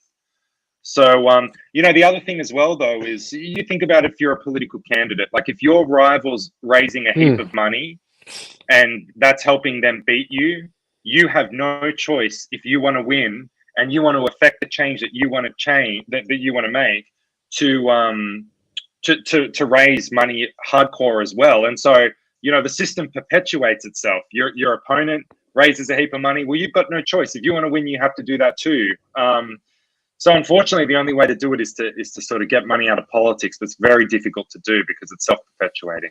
So yes, and NATO says it's nepotism, and it, Jake. Yes, there is a heap of nepotism. There's a lot of nepotism, and I also think, and I say this as a left-wing person, that the woke culture is part of the decline of the West. I think so too. I think some of the culture wars are absolutely toxic. So there's a lot going on. We've got a super chat from Jonathan Quayle Higgins, fact checker, $5 Canadian. Thank you. Jake, Angelic grew up playing cricket with Ricky Ponting. The Slayer holds the record of the most at-bat ducks in the history of Victoria.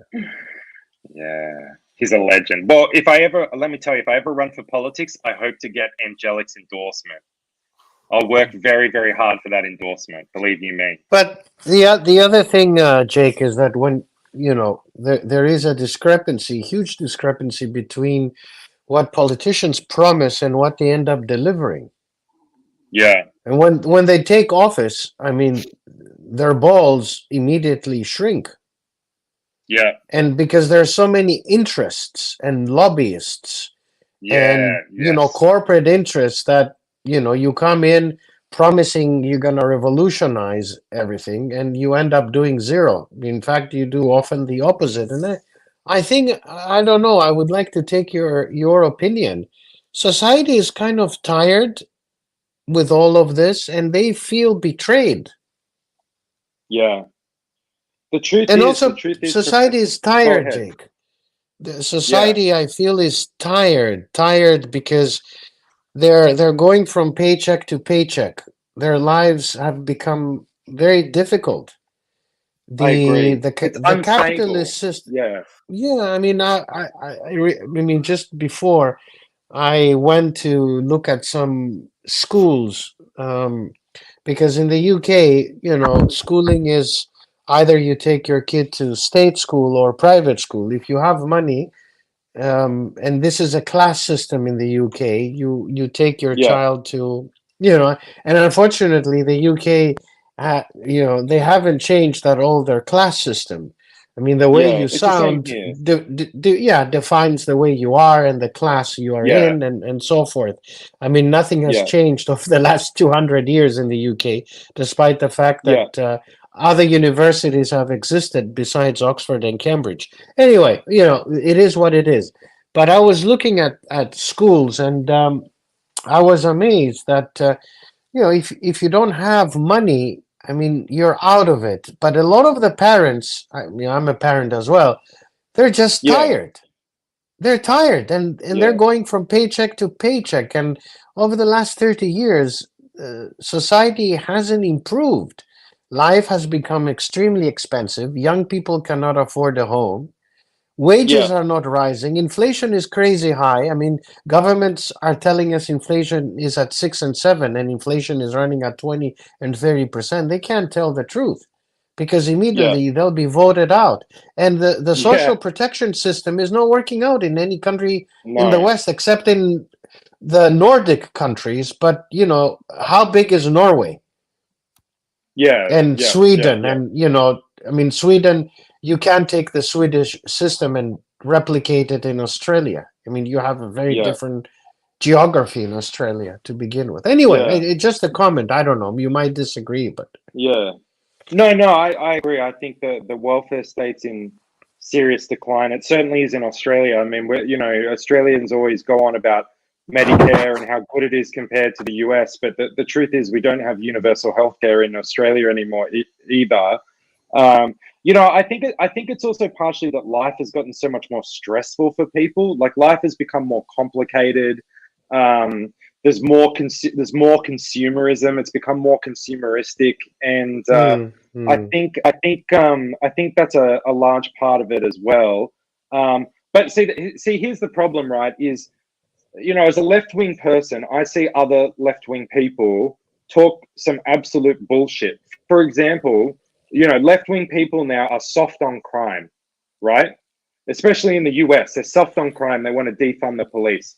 And that is absolute fucking bullshit, because crime, by and large, only affects the poor. Rich people live in rich suburbs. They have money. They don't experience this stuff. Crime is a blight. Crime is a blight committed by poor people on other poor people. And so actually the left-wing thing to do is to be tough on crime. But because we're so PC now, we can't go and do that anymore. So, you know, there's a lot of bullshit as well. And I got to tell you, Professor, I get the most angry at my own side, because, you know, we're out of touch. You know, we don't listen to the working class anymore. We have become culturally elite. And, you know, I think it's disgraceful. You know, there was a time when, you know, Labour governments, you know, including in the UK. I mean, Tony Blair, you know, a great UK Prime Minister, said, one of the reasons I won elections is because I was a Labour Prime Minister that was tough on crime, because workers were sick of being robbed, having their houses broken into. That's a left-wing position to take. Now, oh, we have to defund the police. You know, oh, the police are mean to people. Well, you know, the police are workers too. We should be backing them in. So it's all a bit, and that's not to say there's not cultural problems with the police, but it's all topsy-turvy these days. You know what I mean? There's no common sense anymore. But there is also this inclusiveness. I mean, there is another thing that democracy wants to include everyone. So everybody needs to be included, right? Yeah. So inclusiveness for if you are gay, if you're lesbian, if you are Q, if you are plus, if you are whatever. Plus, you need to be politically correct. You know, the word bullying gets you in trouble in many places nowadays. So bullying is, if you're critical, you're bullying somebody, right? Yeah, that's right. Yeah, you can't have an opinion. Yeah.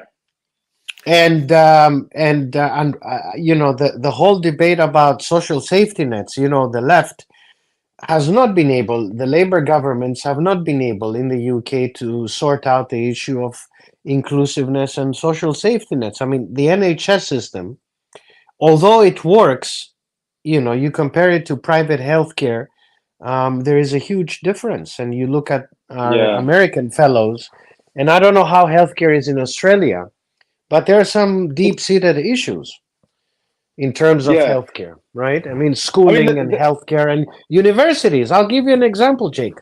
The universities in the UK are so back their counterparts in the US, it's not even funny.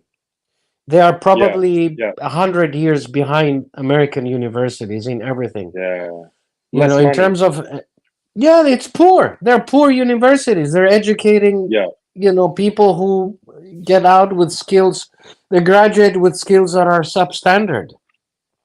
The endowment of the biggest two universities in the UK is Cambridge is about $4 billion and Oxford is about $3.5 billion.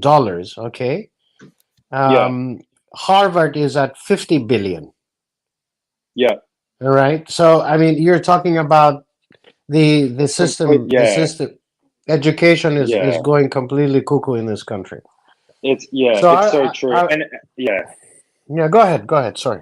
Yeah, I was just going to say, you know, I was just before we get to that, Lux. I was just going to say, you know, the fuck thing about the US is it'd be one thing if the government didn't provide healthcare and therefore didn't spend any money on it, but 55% of the United States government budget is spent on healthcare and welfare, and yet they don't have free healthcare.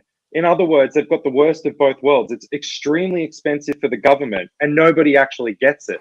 And that's a remarkable sort of topsy-turvy thing, isn't it? That it's a corporate system, but the public are still paying for it. That's the worst of both worlds. And unfortunately, Australia is becoming more and more like that, and that's really sad. Yeah. We got. Sorry, go ahead, Lux.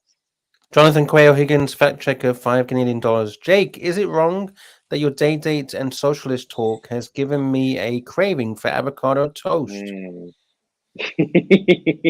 No, that's a completely normal thing to do.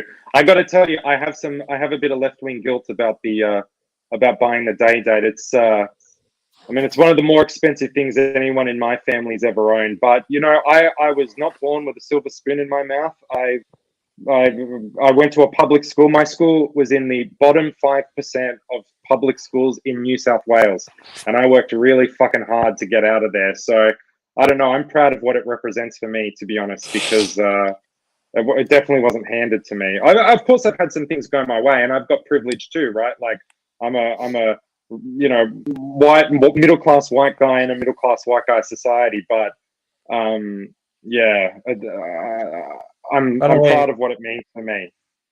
I need to go in a minute. I really have to go. My girlfriend's Yeah. begging me to take her out for dinner. She's begging you, Lux. Well, you better go then. Yeah, in a minute. Yeah. So anyway, so that's my take on politics. You know, it's the whole thing. It makes me sad. I'm sort of glad to be out of it because it's a very stressful career. But I got to tell you, I've still got the fire for it because I care about the issues. Some of the shit that goes on just makes my blood boil. Mm. And you know, you can make a difference in your own little way. You know, you're never going to change the world, but you can.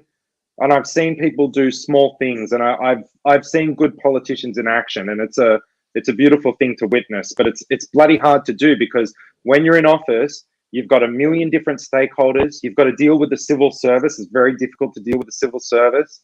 You know, you got business, the punters, the public to deal with. Mate, it is a really hard job. Just keeping countries together is hard enough, let alone making them better.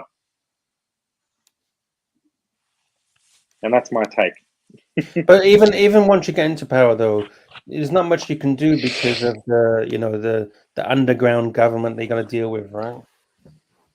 I actually think there is a bit of a deep state. You know, people have been there for years and years and years.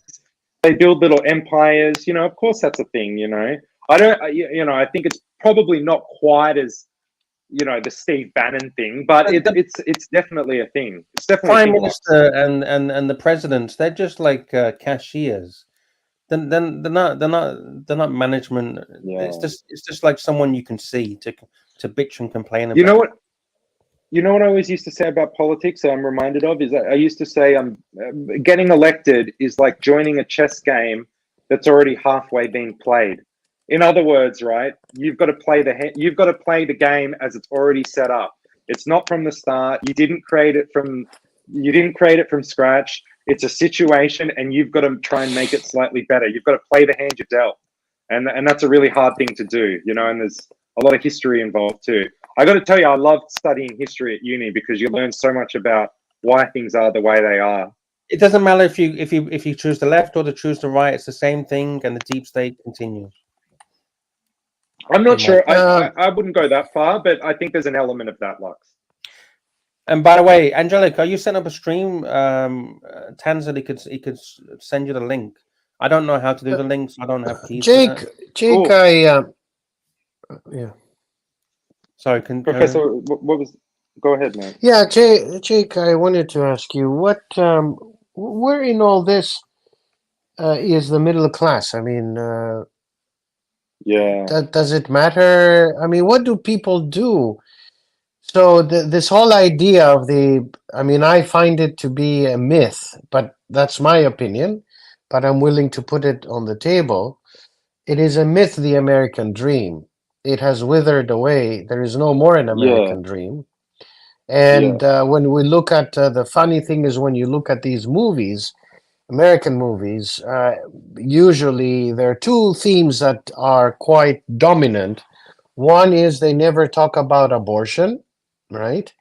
And two, all American homes and American families have very big properties, large homes. They do, yeah. They actually do, yeah.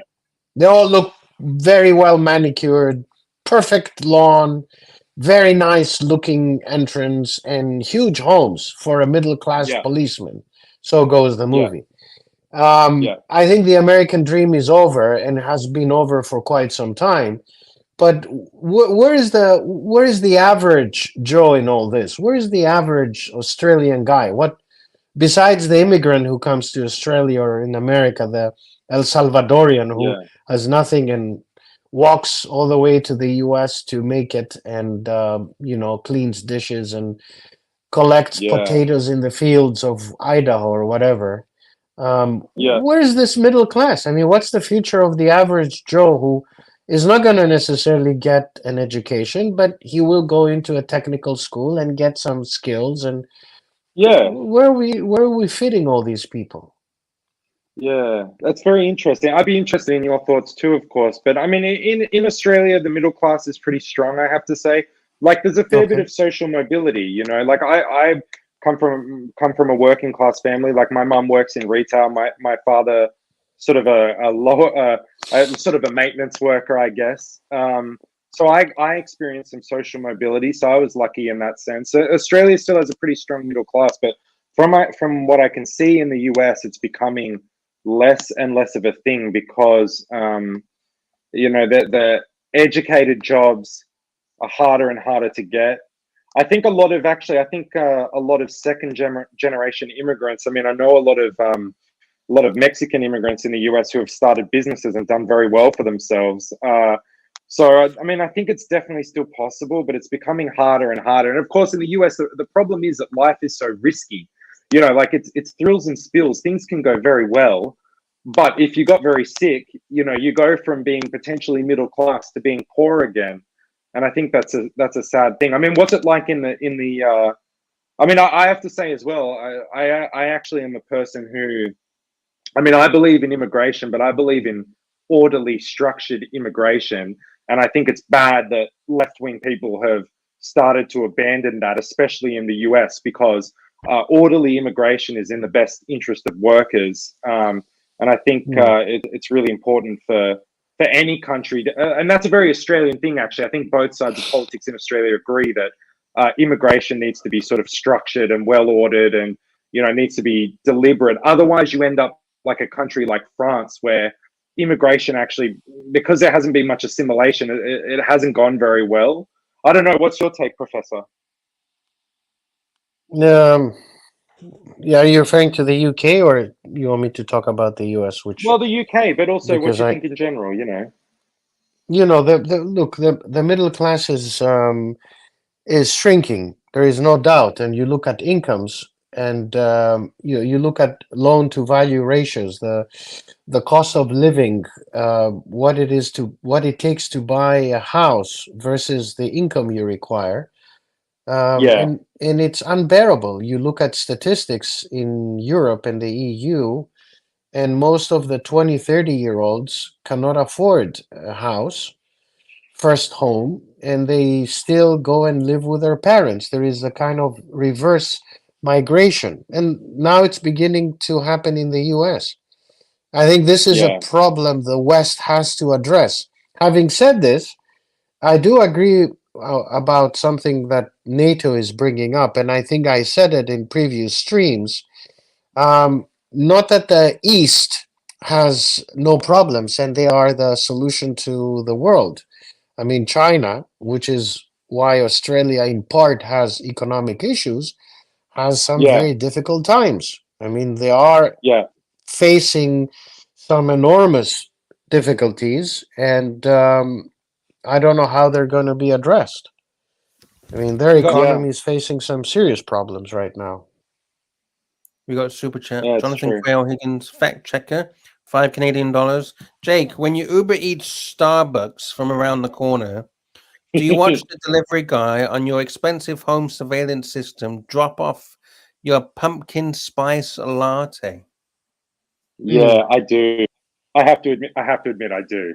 That, like, he's hit the nail on the head there, Luxy.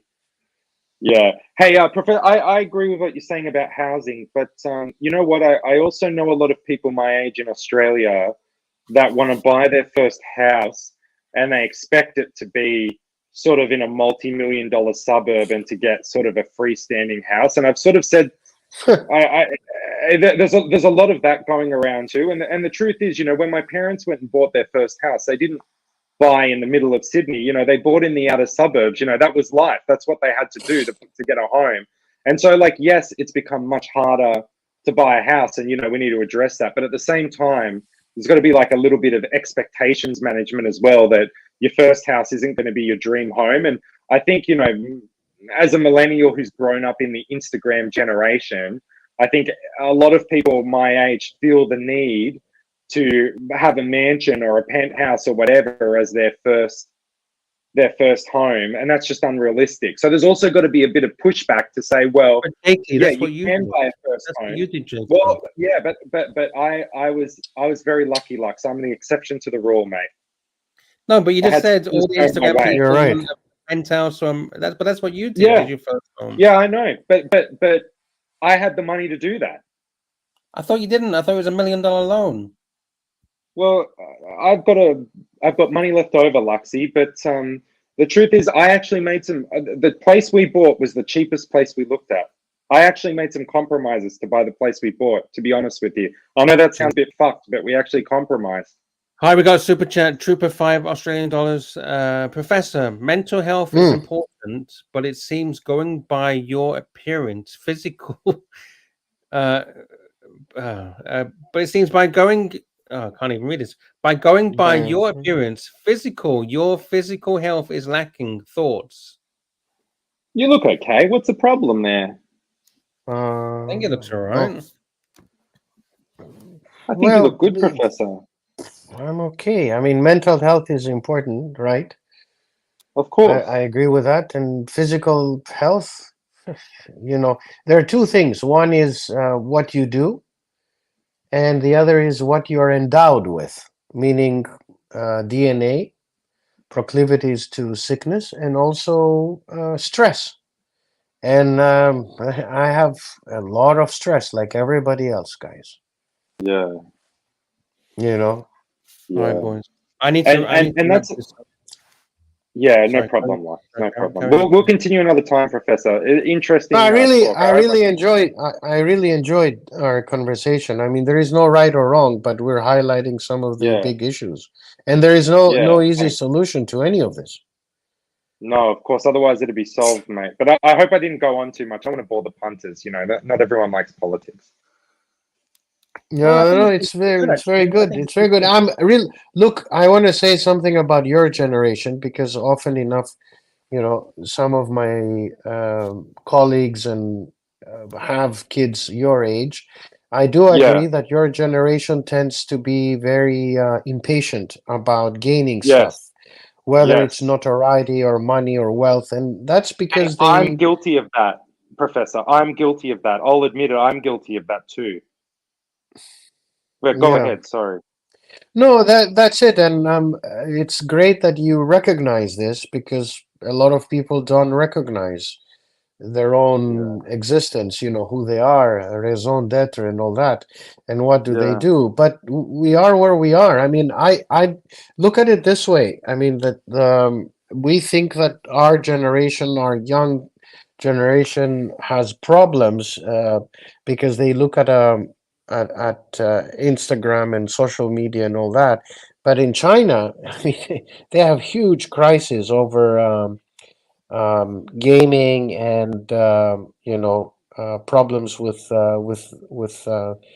computers and all that. So I mean, I think as a civilization, if I can use those terms, we have issues. I mean, are we improving as a civilization? Not West East, but are we improving? And do we tend to be kind and useful and help each other as much as we can? I'm not trying to be, you know, frivolous in my help, but support the other person. And I don't know, but anyway, these are important issues, and politicians, I think, need to think. My lesson in economics was and is that politicians make economic decisions. Economists have answers, but it's often the politician that decides on what the economy looks like, not the economist. You Jakey, know, the other. Jakey, do you I have do have keys. Yeah. Can I go? I really have to go. Yeah, no, Lux, I yeah, didn't please. know you had Alright. keys. You should have told me an hour ago. Sorry, Lux, Okay. sorry. You're right. All right, you can carry on. You can carry on. So Thank you, if you leave everybody. the studio, will it just keep running, Lux? Sorry? If you leave, it'll just keep running. I don't have to do anything. No, when you want to end the show, click on the red button that says end Yeah, stream. yeah. But if you leave right now, there's no Yeah, problem. it's fine. Yeah, It's fine. cool. It's fine. Thank Cool, you, everybody. cool. Cheers. Yeah. Bye, Hey, Lux. Thank you. I'd be interested in your thought. Yeah, thanks, Lux. I'd be interested in your thoughts, Professor. Like, I actually think politicians, now that we live in a, pretty heavy capitalist and consumerist society, don't have as much control over the economy as they let on. Do you think that's true? That actually a lot of it's out of their hands. You go again. Please repeat. I was just saying that I think that as the economy, especially since the 80s, has become deregulated, the state is less involved in the economy. Politicians actually have less influence over the economy than they let on, and a lot of it is actually out of their hands. It's actually, they can't do much about it because it's just market forces now. Yeah. No. Do you think that's true? No. I think they Okay. have. They have a lot. I mean, look at the 2008-2009 financial crisis, the great financial crisis in the U.S. They were supposed to contain the banks, right? Remember how at that time Obama was all about reforming the banking system and raining down on the banks. Today, the banks are 4 times bigger. Yeah. He did fuck all. It's a disgrace. And Wall Street is more powerful today than back then.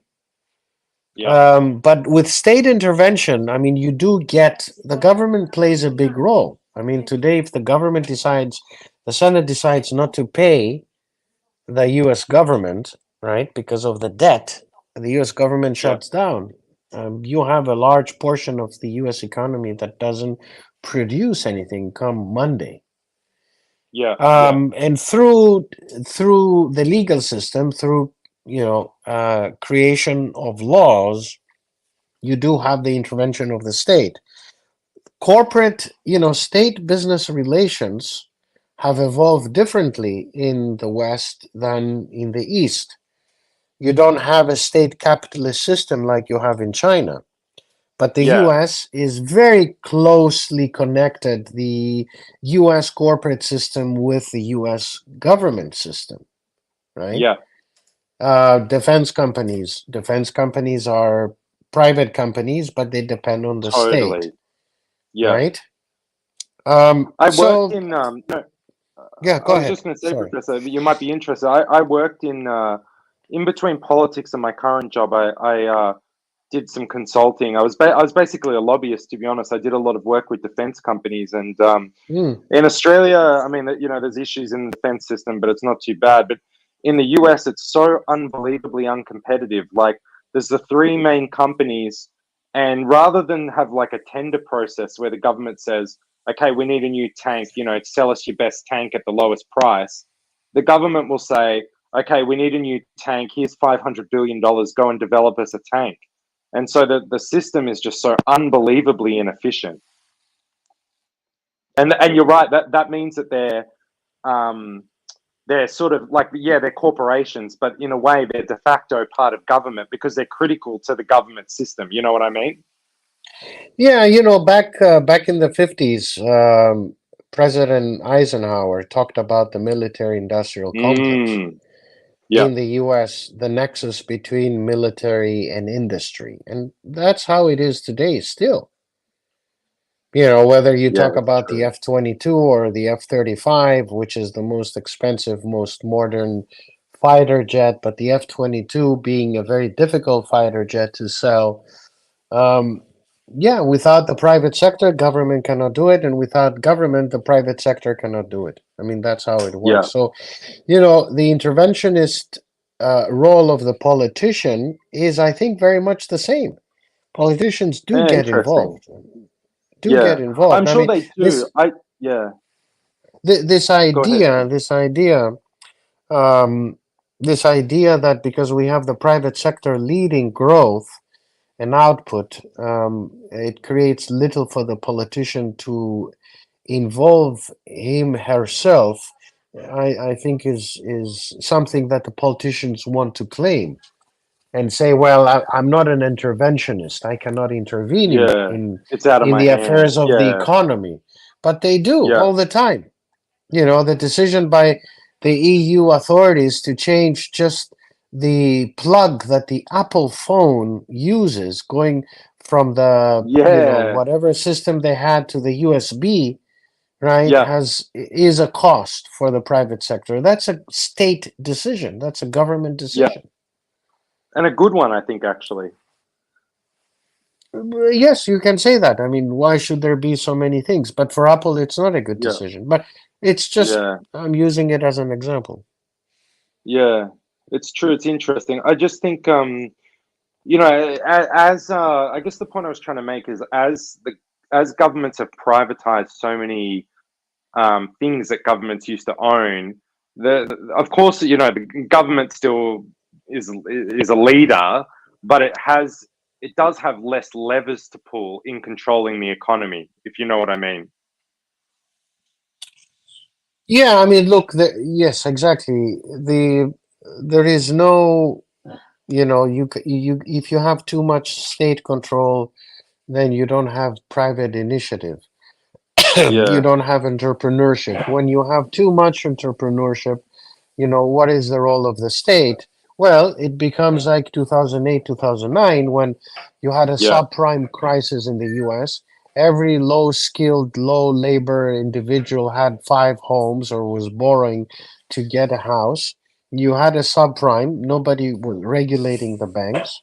You had CDOs and collateralized default swaps, CDSs, and then you had the banking system that was leveraging on that, and you had a crisis. At the end of the day, Jake, you know who paid for the crisis in 08 and 09? Oh, the public. The public did. It was the little guy. All these guys, the taxpayer. Who, exactly. All these little guys who have, you know, very little money, going from paycheck to paycheck. These are the guys who paid for the crisis. Always, mate. Right? Yeah. So you know, I'm not saying that if they realize and when they realize, because often enough they don't realize because they are in a rat race. They go from paycheck to paycheck, and that's how the system is. And if you become a little bit materialistic and you say, you know, I want to go and buy a home and a new car and all this, you know, you end up getting into this race and you never end. It never ends, and people have no time. The system somehow takes care of these people by immersing them into this capitalist system, so they have no time to read the news. Why do you think Americans tend to be completely uneducated about the world and world affairs? The average American doesn't know anything about, you know, if you ask them where is Australia, probably they won't be able to pinpoint where in the map Australia is. Yeah. Even I have to say, my partner, she's extremely well educated. I mean, she's extremely well educated American. She went to a great university. She's smarter than me, but on geography, shocking, absolutely shocking. They just don't know much about the outside world. I think it's partially because it's such a big country as well. Yes, I agree. And culturally, you know, the thing about Australia is, you know, American culture dominates our culture. So of course we know everything about America. But if you're American, well, you don't know about Australian other cultures all the time. Of course, because, you know, American culture is the dominant culture. But it is fascinating, you know, even very well-educated Americans often don't know much about the world outside the US. And it's not their fault. It's just a product of being the global leader, I guess. True. Do you think that's true? Do you think that's true? Yeah, or do you think I'm it is. being too nice? No, it's not. It's not. It's, I mean, you know, for instance, when you see baseball, they call it the World Series. Yeah. But for whose world is this series? It's for the Americans. And they call it World Series, right? I mean, maybe the Japanese are interested because Japan historically, due to the invasion, got immersed into baseball and all of that. But you know, Puerto Rico and Dominican Republic and few other, states controlled by the U.S., which is fine. But the concept of the World Series, right? Yeah, Whose world is it's a it? I funny mean, one. Italians don't give a damn about baseball, right? Yeah, that's right. It's really just America, Japan. I think in Mexico it's becoming more popular, and maybe Korea now too. But it's really the Korea, yeah, American sort of Korea. it's the American sort of colonies, you know. Yeah. But it's okay. I mean, I agree. It's also because of the economy historically, the place of the domination, the Yeah, hegemony of the U.S. in global affairs and economic affairs. yeah, It is still a very important economy, a significant economy, and I mean yeah, it is the most transparent and liquid. And when it comes to equity markets, you can predict, and it's best to if you are a small investor, to invest your money wisely, place it in U.S. markets rather than yeah, anywhere else. yeah. It's true. It's a robust economy, and they I mean they know how to create wealth. It's part of their culture. You know, it's a very yeah, it's a very when I say liberal, not sort of left wing liberal, but economically liberal economy, and that it's part.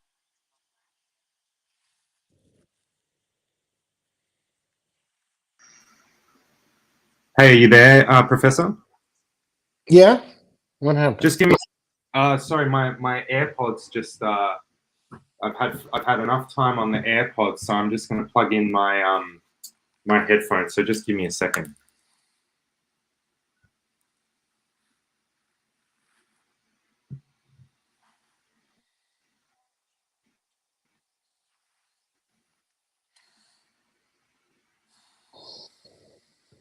Oh, hear me okay? Yep. Yeah. Okay. Perfect. No worries. Yeah, it's true. It's part of their culture to do that. So I have to say I favor investing in American stocks over Australian stocks if you find some blue chip ones, because their stock market tends to outperform Australia. Australia, it's not a particularly innovative sort of economy compared to the US. I don't know what do you think about the UK in that sense? I mean, the U.S. economy is still the most important economy in the world. Yeah. And in terms of diversification, I mean, it offers far more diversification than any other economy. And so what the Federal Reserve does, for instance, is something that everybody takes notice. Yeah. Yeah, it's a global leader. I mean, it's a standard, and I think it will be for the next 50 years, even as China continues to rise. I think it's got a long way to go. Yeah, well, the thing about the rise of China, I'm not so sure. I mean, China has tremendous problems. They have a demographic problem. They do. They will have eventually an age problem like Japan. Yeah. They are trying to sort out how big the mess is in their property market. There is a banking It's crisis, huge there. Yeah. right? I mean, remember, 65% of China's wealth has been created in property. So if Yeah. property Yeah. is sinking, what do you do, right?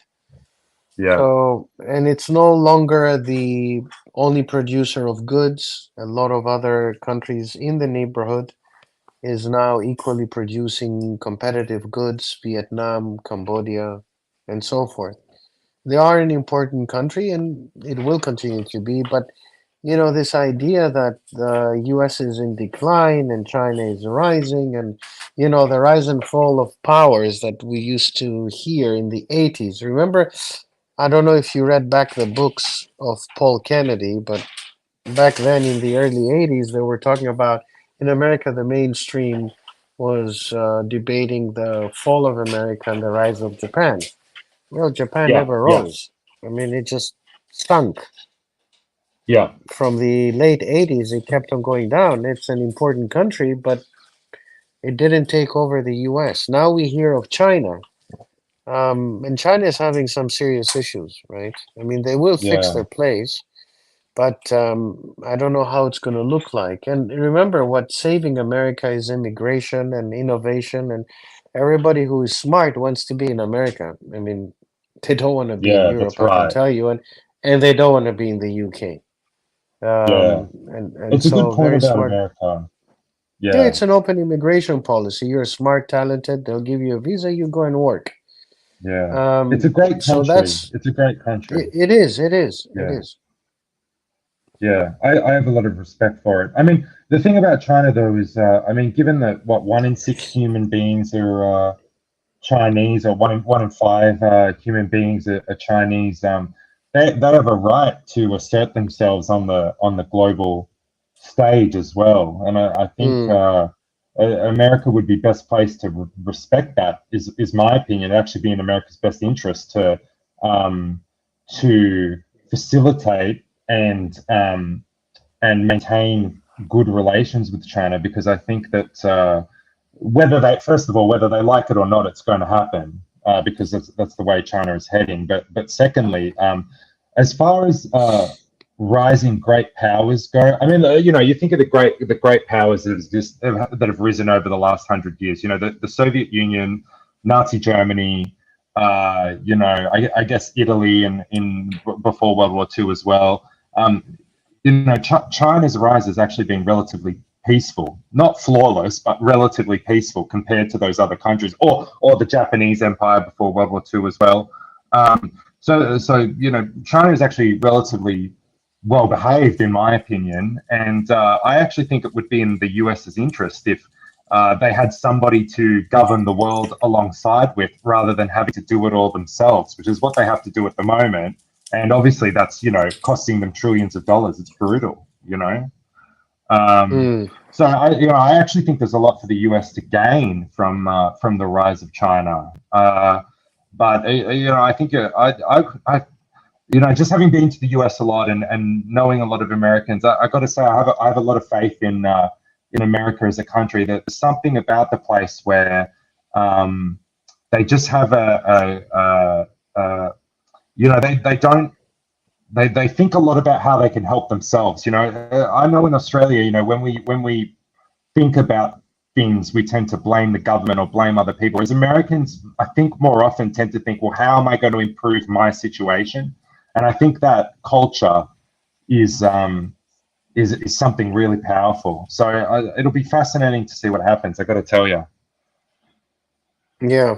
But who knows, man? Who knows? Hey, I might, El Professor, it's been fascinating talking to you, but it's getting late in Australia, so I might end the stream. How do you feel about that? Is that all right? Why not? Yeah, of course. Absolutely. Yeah, thank you. It's been great talking to you. We'll do it another time as well. I'm going to thank some of the punters as I head out. We've got Thomas G. Thank you for the super chat. Nelson Oliveira, common someone who often super chats. We've got Early Worm Gets the Bird, another legend. Adam, Golden Baba with some nasty anti-Jake super chats. We love those. Patel Philippe, it's so good that you've worked things out and you're sticking with the ArchieVerse because you're so critical. We've got Trooper, another great Maltese Australian. Good for you, Trooper. A lot more from Patel. We've got JQH Fact Checker. Lots of great smart-ass super chats from him. Good on you. We had a member super chat from J Gray Sweater. Who else did we have on here? I think that's... yeah, and we finished off with Trooper as well. So, look, thanks. We've got one more super chat before we go, actually. And people are asking us not to end the stream, which is nice, actually. But at some point, all good things must come to an end. We've got a $4.99, $5 super chat from JBI Deeks. He wants to know, Professor, is Australia the West Canary in the economic coal mine? Vis-a-vis, we'll say, China. Now, I'm not sure what he means by that. Is it that we can be coerced by China, or we're going to be so dependent on China? Perhaps that's what he means. Do you think that the West is going to be as dependent on China as Australia. Yeah. Well, Australia is dependent on Asia's growth and Very particularly dependent. China's. Australia is a commodity-based economy. So if China does right, if China does well, which it seems not to be doing well, Australia and its currency is not doing Yeah. well. And over the last 30 years, Jake, you've seen the inflow of money from China buying up property in Australia, pushing up prices. Yeah. And so, the future of Australia is very much intertwined with that of China. And having said that, the world is very much interconnected, right? Nobody can go alone. The U.S. is so much interconnected to what China does and what China demands. Now, what's happening over the last few years is strategically, both countries have decided to diverge on certain national security economic matters. So, for instance, chip technology, the microchips, the US doesn't want to share anymore that technology, so China needs to develop that. Mining Yeah. technology, because it's very important for electric vehicles, and strategic investments, military and all that. The US doesn't want to be involved. So we do see that there is a divergence. Having said this, we also have innovation. The US was the first to innovate in developing solar panels, and today the world's best companies for solar panel technologies in China. So it means that if the Chinese don't do well, there is demand that collapses or falls, and that impacts the U.S. Equally, if China doesn't buy U.S. Treasury bills, or it decides to sell its existing Treasury bills, that will have an impact on the U.S. economy. Yeah. Yeah. And Very vice true. versa, the currency in China is very much pegged to the dollar. So whatever happens to the dollar, and now as the dollar is gaining in strength, it impacts Yeah. negatively the Chinese, because that Yeah. means that their currency is expensive and they cannot sell cheaply their goods, and that has an impact. And so if China doesn't grow, they don't buy enough oil. The Middle Eastern countries producing oil, they don't make as much money. If China goes in a deep recession, the US is not going to avoid a recession. That Yeah. means commodities go down, equities go down, and here we are. So Australia is very much connected to the Asia story. That's for sure. Yeah. That's very. I mean, that's Yeah, I completely agree with that, and it's a very good point. I think that's politically what's going to keep the two I guess the West and China from clashing is that the level of interdependency is just so extreme now. The two really can't function as societies without each other. In the case of Australia, it's extremely true. I mean, when you talk about the economy in Australia, people talk about cafes and Pilates studios, but the truth is, we're a so-called advanced economy, but really we're digging things out of the ground, be it in agriculture or in mining. That's what drives the Australian economy, and some of the services stuff as well. So I think, to me, I actually do think that question from JBI is a good one, and I actually agree with the premise of it. I think that Australia is the canary in the coal mine. I think it's more dependent than a lot of the other countries will be, but we've become a bit too dependent, I think, because now our society wouldn't function without it, and of course our currency is suffering as China is doing poorly economically as well, which is bad because it means Australians are getting poorer relative to countries like the US. So it's not good. Fiddling Fiker says, "Why am I spitting on agriculture and mining?" I'm not spitting on agriculture and mining. I'm saying they're the backbone of the Australian economy, and I'm saying that people forget that. People forget that a large part of the economy in Australia is digging up rocks. And a lot of people forget that.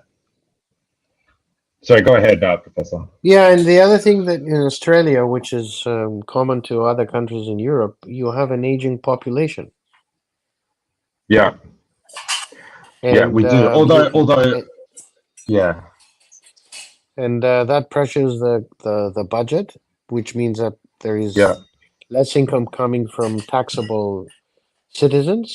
It increases national debt, and so forth. So, which means that you need to open immigration. So you need to be Yeah. more immigrant. You are immigrant friendly, but that's how you fix the problem because, Yeah. demographics is an issue for a lot of countries. Look at Japan. Look at the Yeah. Europeans. You will the income to retirement ratios is going to be 1 to 5, which means that Totally. Yeah. you're going to have 1 or 2 people working for 4 or 5 retired people, which cannot exist, right? The ratio has to be Yeah. more balanced. Yeah. No, that's exactly right. And in Australia, the government is opening up to more and more immigration. Interestingly, less towards skilled immigration because Australia doesn't have a skilled worker shortage. What Australia actually has is an unskilled worker shortage, and so the government now is actually starting to focus on importing unskilled labour, which is a complete 180 from what the priority's been over the last 30 years in only bringing in importing skilled labour. Now we're actively trying to bring in unskilled labour because that's where the demand is in the labour market. It's really interesting, but it's the only way we're going to. It's not going to solve this aging population problem, but it's going to kick the can down the road. Is bringing more people in and feeding the pyramid scheme. Yeah, it's the only way. It's the only way. All right, look, guys, I'm gonna end the stream there. It's been great talking to you, Professor. Very interesting chat, and thanks, punters. Likewise. There's been some, yeah, thank you. No, you're and, great, Jake. You're great. Oh, very, thank you. very Thank you. interesting conversation. I mean, yeah. Oh, thanks, I didn't Professor. know. That's kind of you. Yeah, very Yeah. enlightening. Thank you so much. Yeah. Well, from you as well. I don't have all the answers, but I do like. I do like talking to people that can have a good conversation about these. So thanks. Thanks very much for that. And actually some great comments from the punters as well. Very interesting from the punters. And I think earlier the show was a good show too. We had Plastic, T-Dubs, obviously Luxy, Arch, Mr. TW. I jumped on a little late, so I apologize if I'm forgetting anyone else. But I just want to thank the panelists, thank the punters, thank you, Mr. Professor, and Thank you. the Thank you, ArchieVerse. everyone. Good night from Melbourne, Australia. We'll see you in the next one, punters. Thanks. Thank you. Thank you.